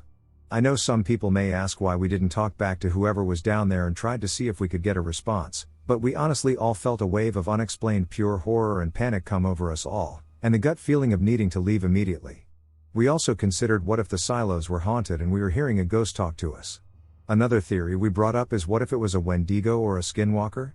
I don't know too much about Wendigos or skinwalkers, so I don't want to spread misinformation, but I know they are a part of Native American folklore and can mimic the voices of humans and make themselves appear as different animals to lure in victims. Someone pointed out how strange it was that the single cow we saw wasn't by the gate anymore when we came back to the car. They also mentioned it was strange that someone with that much land only had one singular cow, how we didn't see any other cows or animals while out there. I feel it's important to add that others have reported seeing strange things near this area, and according to my friend's mom, The land around the mountains has a lot of native burial grounds and even a witch's grave. Overall, the whole night kind of spooked us, and I just wanted to see other people's theories about it, what they have to say about our story, or if anyone has similar experiences. Kid playing in the dark. There's an abandoned shopping mall in our town. It was built at the top of the mountain near a cinema, which was later closed down as well. I can't remember the reason they shut the mall, but I've heard lots of spooky stories in that place but never really believed it. As teens, we usually go there to hang out, go to the rooftop, and stare at the stars. To go to the rooftop, you'll need to go at the back of the mall, where there's an open fence. You'll climb about 5 or 6 feet of wall, there's usually a ladder there, then a 4-foot jump to the rooftop. I've been inside that mall in the daytime. Even in that time of the day, it will give you the creeps or make you be attacked by asthma. The inside is very dusty, with lots of trash from previous tenants of the mall. One night, I think it's Halloween as well, I went in that mall's rooftop with my then girlfriend. We were all alone, just talking and admiring the stars. A few minutes later, I looked at our side and saw a kid sitting on the edge of the wall, swaying his feet. This wall that he's sitting on is not the side of the mall. There's a hole in the rooftop overlooking the whole mall down. And a small wall was built to prevent anyone from accidentally falling down. He's sitting at the edge of that wall. I didn't mind at first. But I questioned how he was able to go there without us noticing. After all, we were all alone in that place at the time. I asked my girlfriend if she could see the kid and said she could. But I wondered too, how did he get there, and what the hell is the kid doing there in that time? The kid continued to sway his feet. And then it disappeared. We quickly picked up our stuff and ran fast to the exit.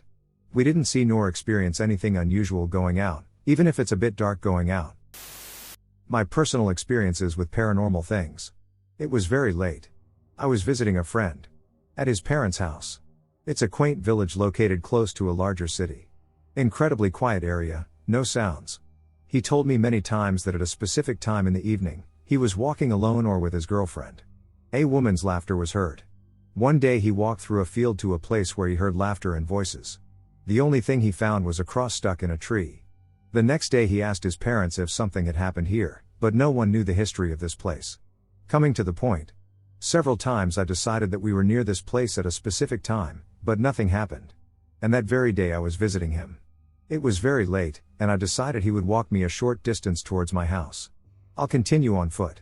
We stood in front of the gate of his house. We heard rustling in the neighbor's yard 5 meters away from us. As if someone was moving there.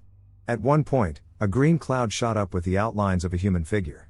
She flew for 3 seconds high above our heads and disappeared. We were completely shocked, even though I consider myself a psychic. I've seen a lot of strange, inexplicable things in my life. I know I attract these things. It was the most powerful event. I have never experienced such close contact with something inexplicable. Personally, for many years my friend and I traveled around the country to abandoned places. Urbex, we like the atmosphere of forgotten places. Bonus story. I go cycling with my other friends some summer days. We didn't make it back before sunset, and it was completely dark. We were in a complete wilderness. At one point, a 3 or 4 meter tall figure ran across our path. It was a shadow, but it happened completely silently. No steps, nothing. The fields around us were cultivated after harvest, so this figure didn't run into the weed or anything like that. She just disappeared. Big flat empty fields around us, no bushes. I just looked at my friend and asked if he had seen it too. He confirmed. Yet another situation with my friends. We decided that we would go for a walk in the forest in a completely remote area. There are lots of such small villages and forests around my city. Without extending the story, when we entered the forest, we heard the cracking of branches getting closer and closer to us. We thought it was probably a large animal, so we retreated. The road from the forest through the field led to the village, probably about 2 kilometers. The moon was shining very brightly, so despite the darkness, it was possible to recognize where we were heading and what was surrounding us. At some point I heard someone walking to my right. But both friends were to my left. The first thing that happened that scared us. We heard radio sounds, as if someone was communicating with someone, completely incomprehensible. We immediately quickened our pace. We heard footsteps again, as if someone was still walking with us. And the radio again. This time we heard 2 people. One was saying something and someone was replying, but it was impossible to understand it at all. In my area, since this is Europe, many people died. Because of World War II. Many partisans were hiding in our land. There are a few more minor stories, but I managed to explain them scientifically, so I won't mention them. Thank you for your attention. I have never felt the need to brag about it to a wider audience. But since it happened to me, maybe someone will be interested in listening to it. When I was 11, I lived near the small settlement of Morden, Nova Scotia. When I was a kid and school was out for the summer, my only rule was to be home before dark. My mother never asked any questions, just as long as I was out of her hair for the day. My friend Sean came from a similar home, and so did my friend Carissa. We all had to put up with abuse and alcohol in our homes, so for us to be able to spend the day together was a real treat. We had decided the day before that we would go trout fishing. There was a river out back of Sean's that we could follow all the way to the bay, and we lived several miles apart, so it would take us a good hour to an hour and a half to meet up. We knew it would be an all-day adventure, so we set our alarms for 6:30 a.m., and I packed a frozen 2-liter pop bottle with water and a few granola bars to share with my 2 friends. It was a beautiful sunny summer day, and once we all met up, we began walking the field behind Sean's that led to the forest. We fished our way down the river, exploring as we went along. We hadn't paid attention to how long it was taking us, and we soon realized that we'd never make it to the shore before the tide was in again. We had planned to make it to the shore while the tide was still out so we could walk the ocean floor and go to the steps that lead up the ocean cliff. Sean and I had done this a few times and always made it on time and had a lot of fun doing it. When we turned around and began following the river in the direction we came, we all started to get a bit panicked. None of us had brought a watch, so we couldn't keep track of the time. The sun was beginning to set, and I didn't want to get stuck out in the woods in the middle of the night. My friend Sean was being a bit of a dilly-dally, and I didn't blame him because his dad had been home drinking when I had arrived there early that morning. If his dad wasn't passed out drunk by the time he got home, that meant Sean was in for a bad time. I told Sean that I didn't want to go home and that I just wanted to get out of the woods before it got too dark. So he finally began picking up his pace. For some reason I kept sensing something wasn't right, like a feeling of dread had set in. It was something I had never felt any of the other times we had explored the woods. We began walking pretty quickly because we knew we had a little less than an hour's walk before we could hike up the river bank to walk out of the woods through the field behind Sean's house. I asked if my friend sensed what I felt. I said that something doesn't seem right, like we're being watched. Sean, of course, said I was nuts. Carissa told me not to scare her. Sean was teasing me about seeing things, but I kept reassuring him I wasn't joking. We carried on for some time, but I couldn't shake the feeling of dread away. Just as we got to the spot where we needed to begin hiking up the bank, I heard a twig snap high up in the tree branches. That's when I noticed the forest was dead silent. I knew forest life did that when there was a predator around. Sean reassured me it was nothing, but that's when we all heard a louder snap from the treetops, followed by a loud rustling sound. It sounded like something had just moved quickly through the trees. I was expecting a lynx or some kind of wild cat. It hadn't clued into my mind that it might be something far worse. I began peering through the trees, trying to get a look at what was causing the noise. I spotted it. The first thing I noticed was its dark body on the tree. The second thing I noticed were its eyes. They were glowing yellow. It was approximately 30 to 50 feet away up in a tree. I was speechless. It looked almost amphibious, and its body looked to be a dark green. I was able to make out that the monster had humanoid features. It had arms with hands and 2 legs with feet. As the creature held onto the tree, I could make out that its long fingers were clawed and webbed. As I stared at it, I came to the realization it was staring back at me. Its face held a look of pure hatred. Fear had me frozen solid. It wasn't until Sean came over and grabbed my shoulder and asked what was wrong that I was able to break my paralysis. I lifted my finger to point at it, and Carissa screamed at the top of her lungs and began to run. That's when the monster jumped to another tree closer to us. Sean grabbed my hand and began pulling me. He had to yell at me to get me to run. I could hear the creature crashing from treetop to treetop. We got up the steep bank, and we were running through the trees when I tripped on an ancient barbed wire fence that had rotted to the ground. As I was getting my footing, Sean had turned around to help me up and could see the monster up above us. He yelled out, "Leave us alone." We began running as fast as our feet could take us. Once we got out to the field and there were no more tall trees over our heads, a feeling of relief came over me. It was short-lived because not long after we got out into the field we heard a loud, high-pitched scream. I don't know how to describe it because I've never heard anything like it before or since. All I knew was that the monster was pissed. The scream went on uninterrupted. The same blood-curdling scream rang out from the forest for what seemed like an eternity. Just as soon as the first scream stopped, another long scream rang out. Birds began flying out of the forest. We could see Sean's house off into the distance, and Carissa was already halfway there. Once we got to Sean's house, we were in disbelief. We'd never seen or heard of such a creature. We quickly walked to Sean's grandmother's house, who lived in the next house down. Once we got into her house, she knew something was up. She asked what was wrong, and Sean told her we had seen a monster in the woods. She asked what it looked like and what it did. Sean told her everything that had happened. She laughed at us and said we had seen a wild cat. We protested that there was no way that it was a wild cat. I asked for a piece of paper and a pen so I could draw what we had seen. That's when Sean's grandmother demanded that we all draw what we had seen in separate corners of the kitchen. Once we finished, we brought our pictures to her, and to her surprise, we all drew the same creature. Shortly after, we told our friend Ryan about the monster we had seen. Ryan was our nerdy friend who didn't like leaving the house much because he was addicted to his computer. He always wanted to show us one thing or another that he found on the internet. This was the year 2003, and he was the only kid we knew at the time who had a computer and internet. When we told him about what we saw, he said it reminded him of the chupacabra, but that he only read about that creature being in the southern United States and Mexico. He said he hadn't read about any monsters being in Nova Scotia before. We were all ears when he told us that there were mysterious monsters in North America. He went to his computer and dialed up the internet. We drew Ryan a picture of what we'd seen, and he instantly said, "Your monster looks like a Dover demon." When Ryan pulled up a picture of the Dover demon, we knew instantly that what we had seen was the same thing. The Dover demon was first reported being seen in Dover, Massachusetts, back in the late 1970s in the summer months. Dover isn't very far from the Atlantic Ocean. Massachusetts is a maritime state, just like Nova Scotia is a maritime province. It wouldn't be too much of a stretch to believe that the Dover demon migrated along the coastline until it got to Morden, Nova Scotia. After all, the Dover sighting was 25 years before our sighting. All I know is that what I saw was pure evil. It wasn't very big. The monster was approximately 4 feet tall but very thin. Although it was thin, it had distinct muscle mass. Its eyes are terrifying. It's very fast. I think the only reason it hadn't attacked was because we outnumbered it. I do believe if Sean hadn't come back for me, it would have pounced on me while I was down. Sean told me when he came running back for me, he saw it jump to a tree closer to me. He yelled at it because he thought it was going to come down on me. He didn't know what else to do. The noise it made when we escaped out into the field made me think it was either screaming in anger that we got away or that it was summoning others of its kind to come help it get us. All 3 of us have since moved from that area, and we've never seen anything like it again.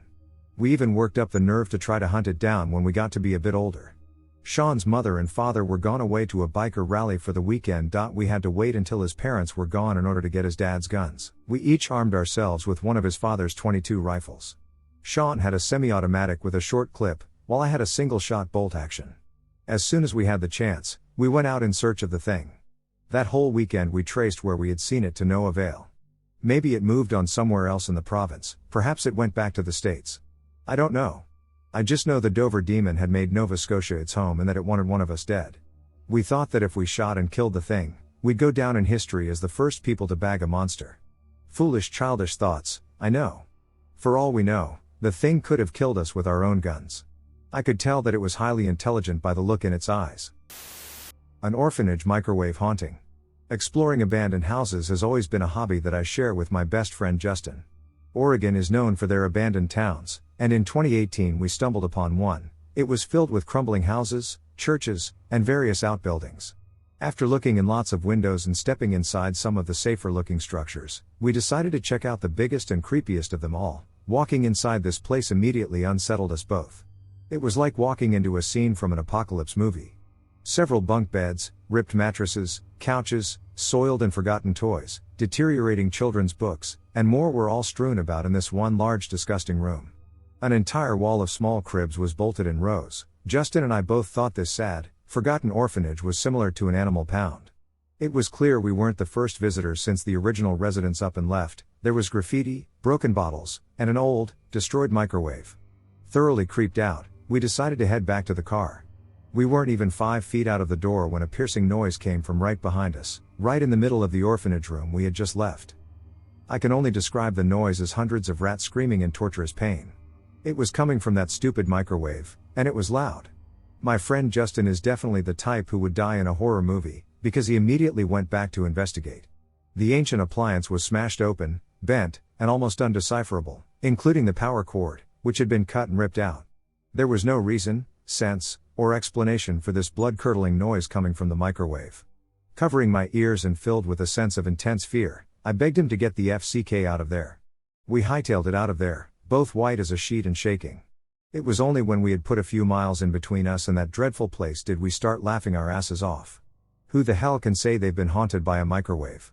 I laugh about it even still, but the pure terror and sense of dread I felt that day will always stick to me.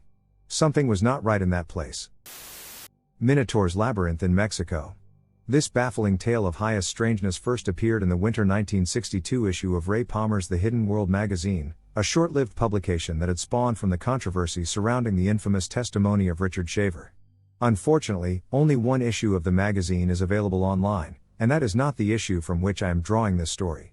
Instead, I have found this story mentioned on several other websites, and after enough digging, pun intended, I uncovered a full transcription of this amazing account of subterranean terror.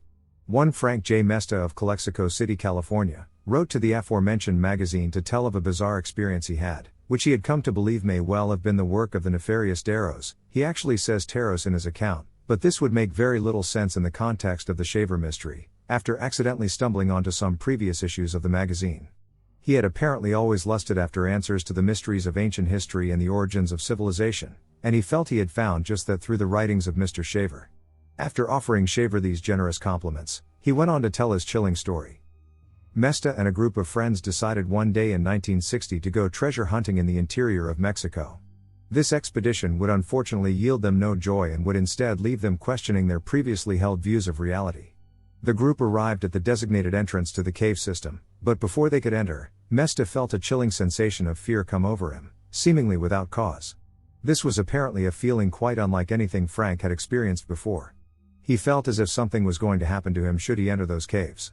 It was clearly not only him suffering under the strange sensation, seeing as neither he nor anyone else in the party felt comfortable going underground that day.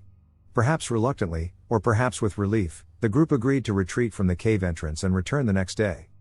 When they returned, the zone of terror had seemingly dissipated, and the group descended, led by Frank. The cave was tremendous in size, with passages and paths leading away from it in every direction.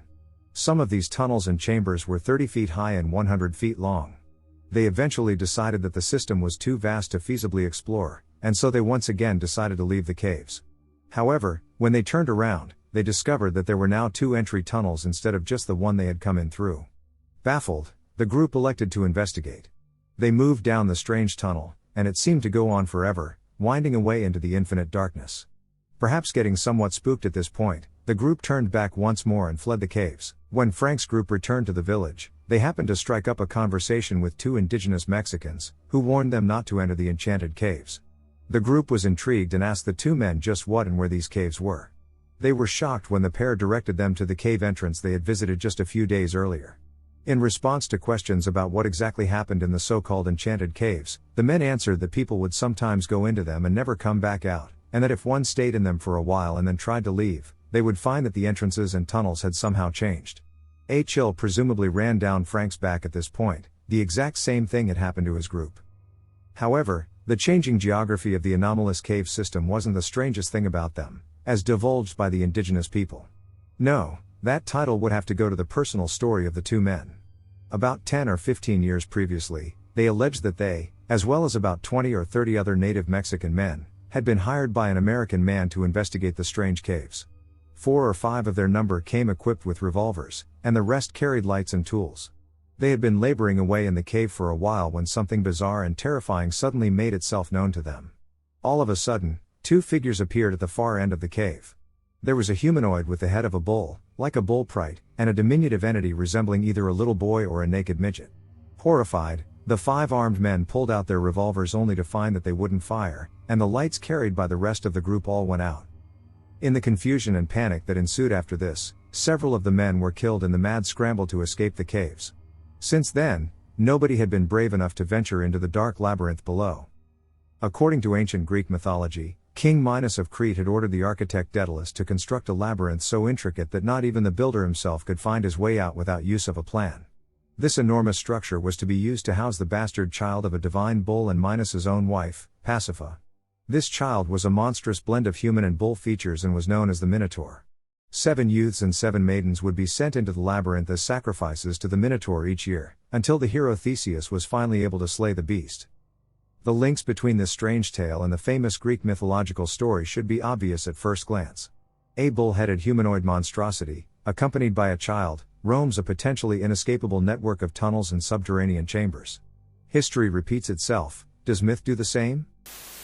Weird experience I had visiting a secluded abandoned hospital. We went there in the middle of the day in summer, broad daylight. It wasn't my first time there, and quite honestly, it was not scary at all, more like adventurous and really interesting to explore, take pictures, etc. I emphasize this aspect because after a few times there, I could tell you there was absolutely no sense of dread or creepiness at all. It was really a nice place to chill. Which might have made us a little too comfortable, I guess. Anyways, we toured the hospital together, would split from time to time to explore some of the operation rooms and such, and we all regrouped in the center reception area at one point to hang out. The closer I was getting to the main central area, which was located near the biggest open/broken window bay, I noticed that I could hear a repetitive knocking sound that echoed outside. The closer I got to the windows, the clearer the sound got.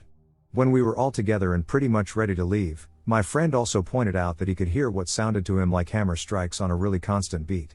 When he said that, I instantly recognized what I was hearing for the last 10 minutes or so. We got outside through the window bay, and the noise was even clearer and louder at this point. We were quite puzzled, as I said earlier, the whole neighborhood was abandoned, only our car to be seen all around. We got a little skittish at this point and mainly didn't want to get caught there since it was a restricted area after all. So we headed for the car, and when we turned the corner to the locative building in which we parked in front of, we all froze.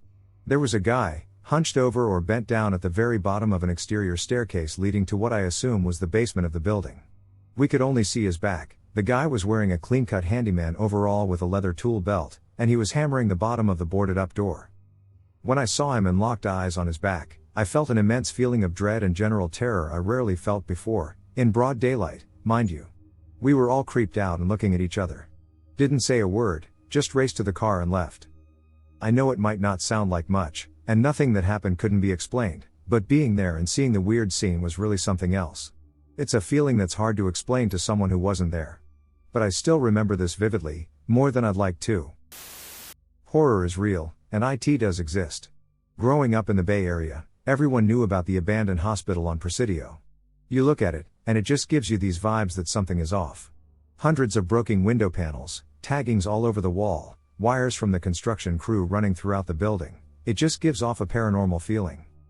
Being young, stupid, and with a group of friends who all went out that night, sure enough, we decided to go to the Presidio Hospital, which was about a 30-minute walk from where we had been.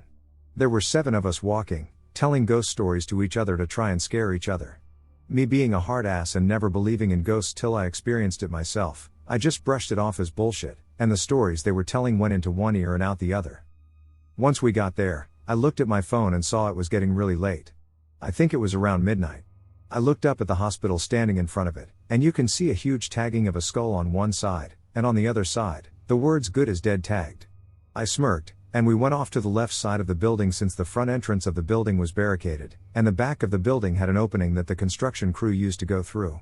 As we were making our way in, I looked up, and on the 4th floor, I happened to see what looked like 4 posters of Anne Frank on 4 window panels side by side. I kept staring at it, thinking it would move or someone was looking at us, but nothing ever happened. I shrugged it off, and we went inside. When we walked inside, I suddenly got this feeling like we were not welcome there. It was a feeling as though something was watching us even before we entered the building, but being a badass kid, I didn't want to show weakness in front of my friends, and we decided to continue on. We walked down the halls and peeked inside every room. Eventually we got to the lobby, where there were the main stairs. We decided to go all the way up to the highest floor of the hospital and slowly make our way down. Once we got to the top, being the cool kids we were, we decided to split into 2 groups and meet later on before we went down to the next floor. Me and 2 others are on one end, and the 4 other guys were on the other end eventually to meet in the middle. Once the other group split up and were down the hall, you could faintly hear them laugh and talk. I was in a room with my other 2 friends, and we were looking around and saw old hospital equipment. All of a sudden we heard what sounded like rocks being thrown in the hallway. I walked out to look, and with everything being pitch black and only the flashlight from our phone available, I tried to shine it down the hall, and the light was devoured by darkness. I told the guys with me, "Are you hearing these noises?" They both looked at me and smiled, saying, "It's probably the guys down the hall trying to scare us." I shrugged it off, and we continued down the hall till we met up with the other team. After walking for a couple of minutes, we see the flashlights of the other team's phone, and they tell us there are some beautiful tags and artwork down the hall and that we should check it out. I asked them why they were throwing rocks earlier to try and scare us, and they looked confused and said, "We didn't throw any rocks at you guys, we thought you were throwing rocks at us." I rolled my eyes and looked at my other two friends that were with me and just shrugged it off. We started walking down the hallway and finally made it to the stairs to go down to the lower level, and all of a sudden one of my friends grabs me by my shoulder and says, "Shut the duck up, do you hear that?" Everyone froze in place, and I started thinking, oh SHT, the police are here doing patrols, or maybe it's a construction worker. We continued to remain silent and look down the hall. All of a sudden you can hear heavy footsteps, almost as if someone is dragging them coming from down the hall. We all looked at each other and put our fingers over our mouths to not make a sound and continued focusing on what the sound was. The footsteps started getting louder but maintaining the slow pace of moving towards us. All of a sudden, as it got from what sounded like maybe halfway towards us, you heard the footsteps turn into what sounded like hoof stomping and running towards us. I had this feeling of sheer horror that whatever was running toward us was not human and bolted down the stairs with my friends. Once we got to the bottom, we realized we ran past the lobby and ended up in what was the lowest level of the building. This is where it got really weird. I assumed we were in the basement, except it wasn't a basement. It was like a gymnasium locker room like the one you had in middle school with lockers all over and a shower area. We all looked at each other confused and didn't understand where the duck we were at.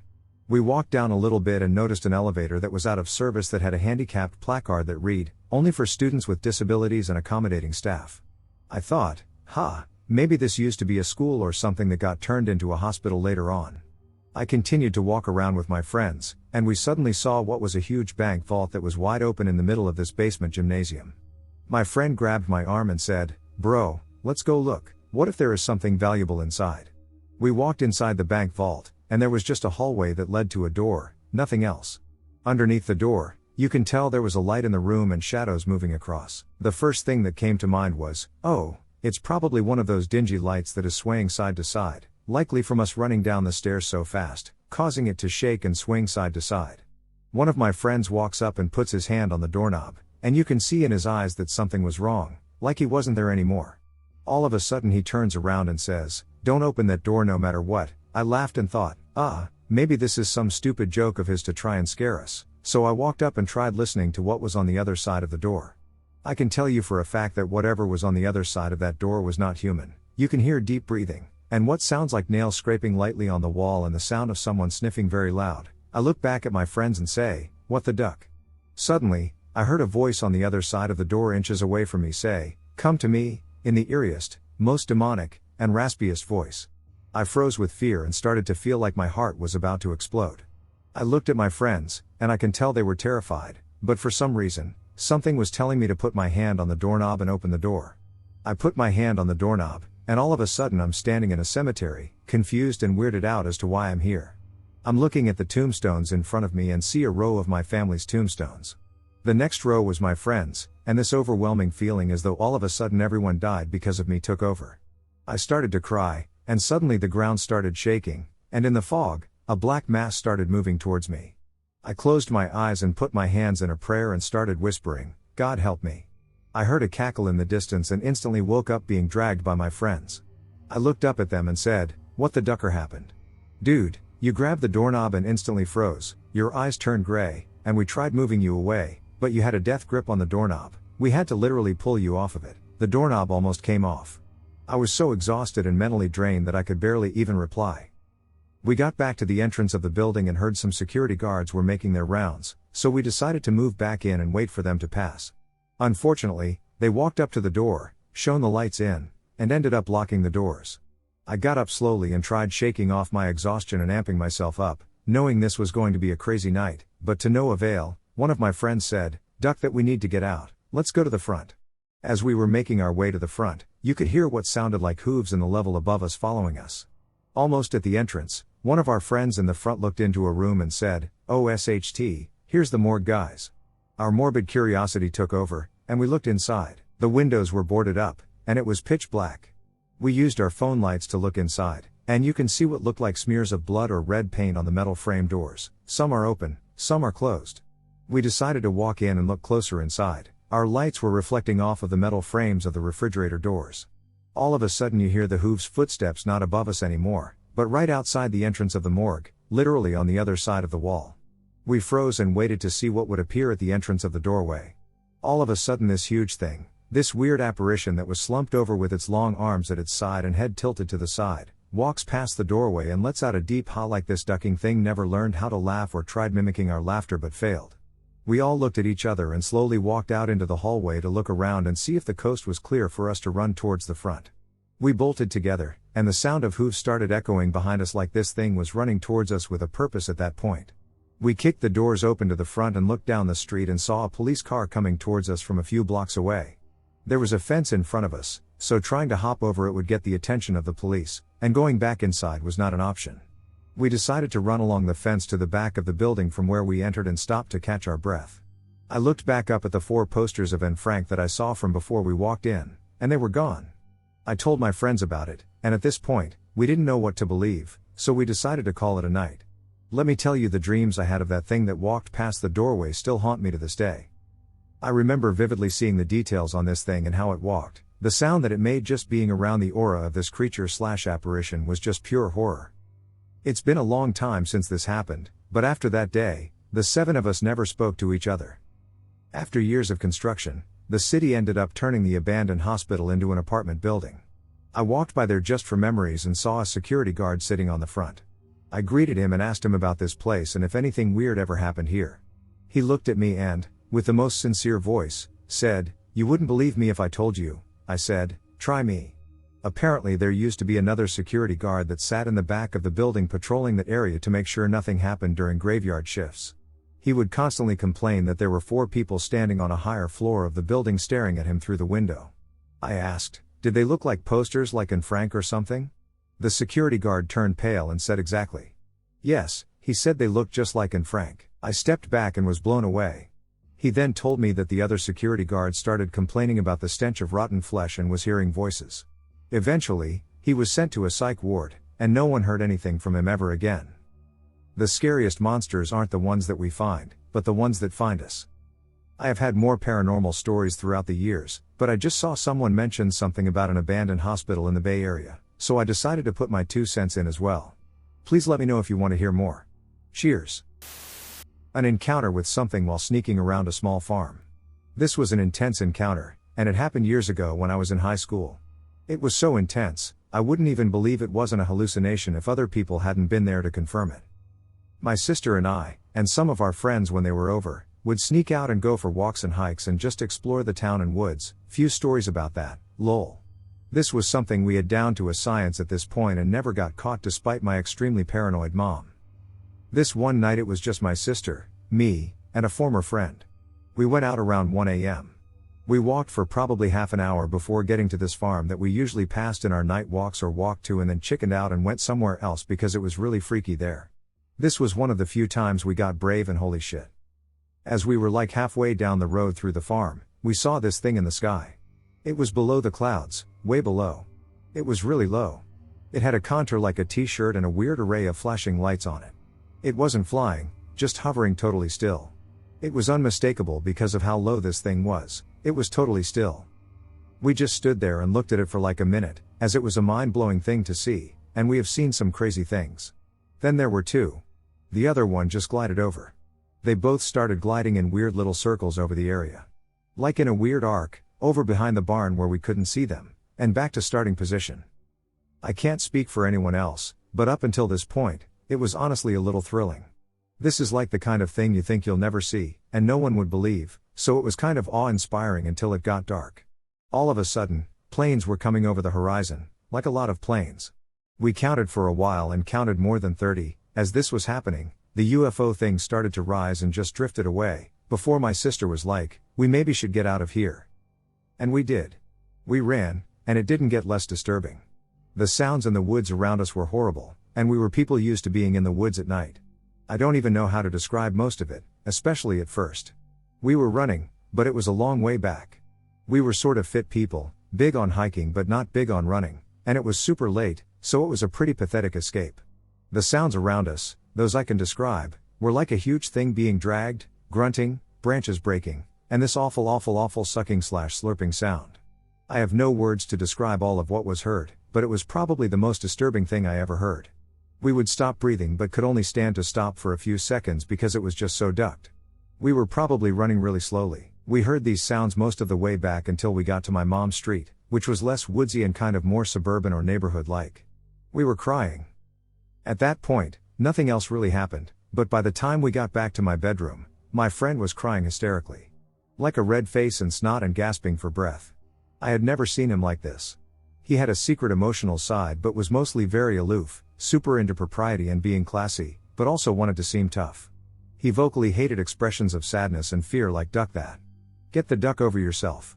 But he was in my bedroom, snot-nosed, crying and begging people who weren't there to spare him.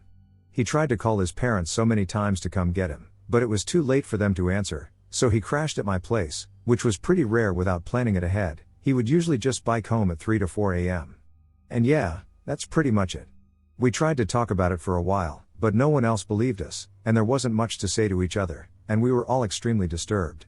There are so many earthly types of horrible things that have happened to me and my sister, and I can't speak for her, but this was more scaring than almost anything I ever went through, including a lot of awful shit. This was just so ducking confusing and nothing we could have expected, and most people never believed us. There was no one to relate to, it was impossible to make sense of. I thought I was going to get dissected and die that night and had nightmares for a long time. There was never an outlet for that terror. Goat Canyon Trestle. In the late fall of 2010, my dad, mom, sister, uncle, and I decided to try and hike to the Goat Canyon Trestle located deep in the desert of San Diego County in Southern California, near the Mexico border. The trestle is basically a very tall bridge-like structure made entirely of wooden beams and columns that was built with the railroad in the early 1900s. The railroad is now decommissioned, and the tracks, bridges, and tunnels are all abandoned. There is a lot of good and interesting information about the tournament online if you are interested. It is allegedly one of the tallest freestanding wooden structures in the world. I believe now there is a lot more information on how to hike out to the trestle online, but back in 2010 there was very limited information about it, and you really had to search deep to get information on where to start and what route to take. My uncle was super into these remote abandoned locations at the time, and it was his hobby to research and plan out how to get to them. There was no dedicated trail at that time to the trestle. I am not sure if there even is one today, and you had to more or less make your own path across the rocky desert hills. I was a sophomore in college at the time, and we all decided it would be best to do the hike over Thanksgiving weekend when me and my sister would be in town for the holiday, and it would be cool enough temperatures to attempt. When we got to the location where we parked our car, it was pretty barren and out in the middle of nowhere with desert all around. My uncle told us we would have to hike up into the hills ahead of us and then down the other side through a canyon that led to the trestle. It's this canyon that the trestle traverses. The hike started off without incident, but the lack of a dedicated trail soon made it difficult. The terrain was very rocky, with loose slate-like rocks that were lined with sand and made you slip and fall easily. Within the first few hours, I had fallen and scraped my knees and hands several times. It was a lot of scrambling over rock to get up into the hills, and it took us much longer and a lot more effort than we expected. We probably started the hike around 9 or 10 a.m., and by the time we reached the top of the hills it was already mid-afternoon, and we still had to traverse down the canyon on the other side to the trestle and then walk all the way back to the car. Recall that it was around Thanksgiving time, and the sun would set around 5 p.m. My mom and dad were naturally worried that we didn't have enough daylight to make it to the trestle and back and thought that we should start heading back to the car, but my uncle really wanted to at least see the trestle from the top of the canyon and said he would go on ahead alone while we went back. Being the young, invincible-minded male I was at the time, I convinced my parents to let me go with my uncle. My uncle and I were much faster hikers than my parents and sister, and we were sure we could make it to the trestle and back with enough light. We parted ways, and my uncle and I continued into the hills towards the canyon, and this is where things started getting very strange. I want to take a moment to explain a little about the area for those who might not be familiar. As I said above, the trestle is located relatively close to the Mexico border, with the abandoned tracks running between Yuma, Arizona, and San Diego, California, more or less paralleling the Mexican border. This area, at the time, was well known to be a very active route for illegal immigrants crossing into the United States from Mexico. There were stories online that my uncle found that said that people would hide in the abandoned train tunnels to escape the Border Patrol officers during the day and would then walk the abandoned tracks at night. Border Patrol was also very active in the area at the time. It was also a hot spot for coyotes and mules, not the animals, but individuals who help escort immigrants into the country and individuals who are transporting illegal drugs. Getting back to the story, my uncle and I continued through the hills in search of the canyon that led down to the trestle. After we had been walking for a while, we came across a small grove of fan palms. If you are not familiar with fan palms, they are basically a shorter and stockier version of a typical palm tree with a lot of palm fronds arranged down the trunk of the tree, such that the actual trunk can't be seen behind all the fronds. The palms in this grove were all relatively short, ranging maybe from 8 to 10 feet tall, and the fronds dropped all the way to the base of the tree. I remember it was a little creepy coming across the grove in the middle of the hills. It felt like something was behind the thick layer of palm fronds watching us, and I would be lying if I wasn't a bit relieved when we continued past them. Eventually, my uncle and I found the canyon that we thought led down from the hills to the trestle. The canyon was very rugged, with tons of loose rock. You can only imagine how difficult it was trying to go down it, slipping and sliding over rocks the whole way. Once we were about halfway down, the sun was just starting to set, and that eerie quietness that comes with sunsets in the desert washed over the canyon. It was also starting to get cold, with the sun dipping below the hills and covering the canyon in shadows. It was around this time that both my uncle and I started seeing things. We both swear we saw my mom at the top of the canyon looking down at us. My uncle joked with me that my mom would never let me go on alone, and she must have followed us. We continued down the canyon some more, and when we looked back up, there was no one there. We thought maybe she had just walked behind some rocks or something and began calling out to her from below. There was no response. I admit I was a little freaked out then and told my uncle we should start heading back, but my uncle wanted to keep going and insisted that we must be close. He was right. Around the next few bends, we saw the train ahead of us. It was very cool to see, but we still had a good way down the canyon to actually get to the base of it, let alone climb to the top of it, which was our original plan. My uncle, being the crazy adventurous guy he is, insisted we keep going, but as we were heading down further, I stumbled and sprained my ankle very badly and decided that I couldn't go any further down. My uncle finally agreed and said he would just go alone a little way farther to get some pictures, and then we would turn around and head back together. So, there I was sitting alone in this canyon that was getting darker and darker by the minute, trying to mend my twisted ankle when I looked back up the canyon to see if my mom was visible again. I didn't see anything initially, but something large moved out of the corner of my eye up the canyon some, like it was darting behind a rock. This freaked me out, and I felt a sense of dread wash over me like I was being watched from every shadow. I remember it being quiet. It felt unnatural. A little while longer, my uncle returned, and we began to make our way back up the canyon.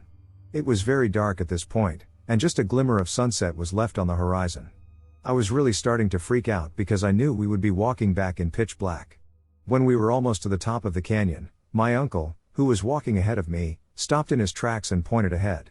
It was my mom again, standing at the top of the canyon, looking down at us. We both yelled at her, but she didn't respond or even move. She just stared at us. We continued forward, thinking maybe she couldn't hear us, and when we came around the next bend, she was gone again. I was losing it at this point, and I am not sure what I would have done if my uncle hadn't been there with me.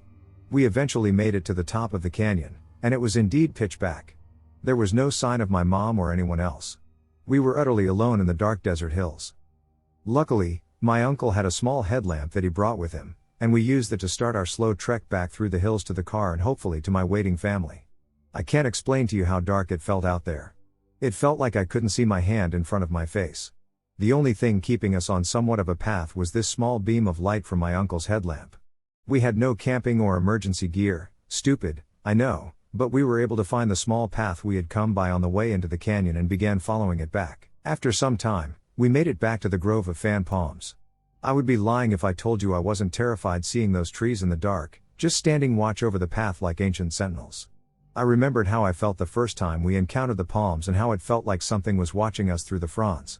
I hesitantly followed my uncle through the trees. As we walked by, there was a loud rustle from one of the trees, much too loud to be just a rodent or reptile. My uncle swung the headlamp around on the tree, but there was nothing there. A few seconds later, there was more rustling from the tree behind us. Again, my uncle shined the headlamp at the tree, but it was completely still. It was at this moment that I felt something push me hard away from the palm I was standing in front of, and I crashed down into the dirt.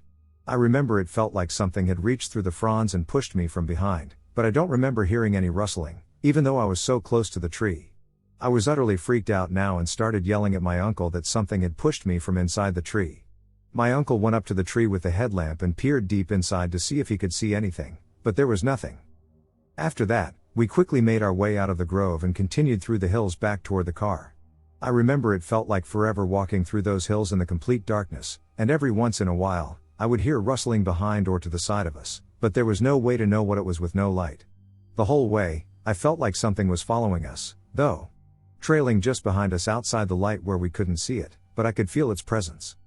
Finally, we made it through the hills and were about to traverse back down to the car. In the distance, we see a faint light coming towards us. As we got closer, it was apparent that the light was coming from someone with a flashlight, and me and my uncle were nervous whether this individual was there to help or harm us. Given the position we were in, however, we decided to make our way to the light, and thankfully it was a border patrol agent who was actually out looking for us. The agent had come across my family, who were waiting for me and my uncle in our car, and my parents told them that we were still out there. The agent then went looking for us. The agent led my uncle and I back to our car, where my terrified mom rushed forward to hug me and scold my uncle.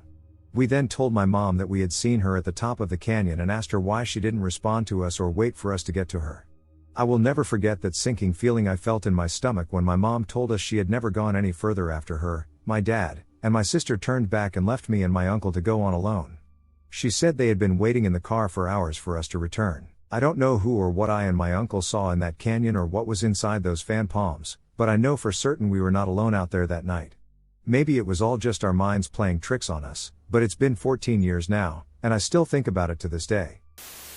The Woodsman of Dyer, Indiana. The urban legend I have is one I live down the street from. I live down the street from Pheasant Hills Park in Dyer, Indiana, and there's a school that is right next to the woods, which I refuse to go into at night because of what I saw and heard there. I have walked those woods for years, and I have had the feeling of being watched before, so I have started to spread the word. The story that I have heard is that in the early 1900s, before the school and railroad tracks were built, the town was farmland and stuff, so there was a guy who lived in those woods in a cabin. He worked as a lumberjack in town also. Years later, when the tracks were built, they originally ran through the woods right behind his house. One day when he was cutting down trees, a train was coming, and he accidentally got hit and killed by it. Years later, starting prob in the 60s or 70s, there were kids who claimed that they went looking for him because they claimed that every Halloween night on the anniversary of the incident, if you go in the woods in the wee hours of the night, you might encounter him. I don't know if this is true, but this is what I have heard. So about 3 years ago, I decided to see for myself, and I refused to go in there at night ever again. You'll get the feeling of being watched, you'll hear things or see things also, like some ducking Blair Witch shit. So if anyone wants to test the legend in the modern era, I'd like to know your personal experiences. But I highly recommend doing what I did to get the best results. Avoid visiting the abandoned campsites at Camp Rqua after dark. Campfire story. When you think of summer camp, you end up thinking about forests, lakes, mosquitoes, isolation, and no technology. All of those things can be found at a little place in the forests of southern NY known as the 10-Mile River. It is a getaway for many Boy Scout troops that visit the area for 6 days out of every calendar year to earn merit badges, build friendships, and make lifelong memories. There are 3 different camps at 10-Mile River that can hold up to 8 troops at any one time, meaning that every week 24 groups of teen and preteen boys with 7 to 34 members head up there and head home before the sun sets on the following Saturday. All 3 camps are different, but only one of the camps gives the real, genuine camp vibe of camping in the middle of nowhere. That is Camp Rqua, and I visited it for the 6 years that I was still involved in scouting.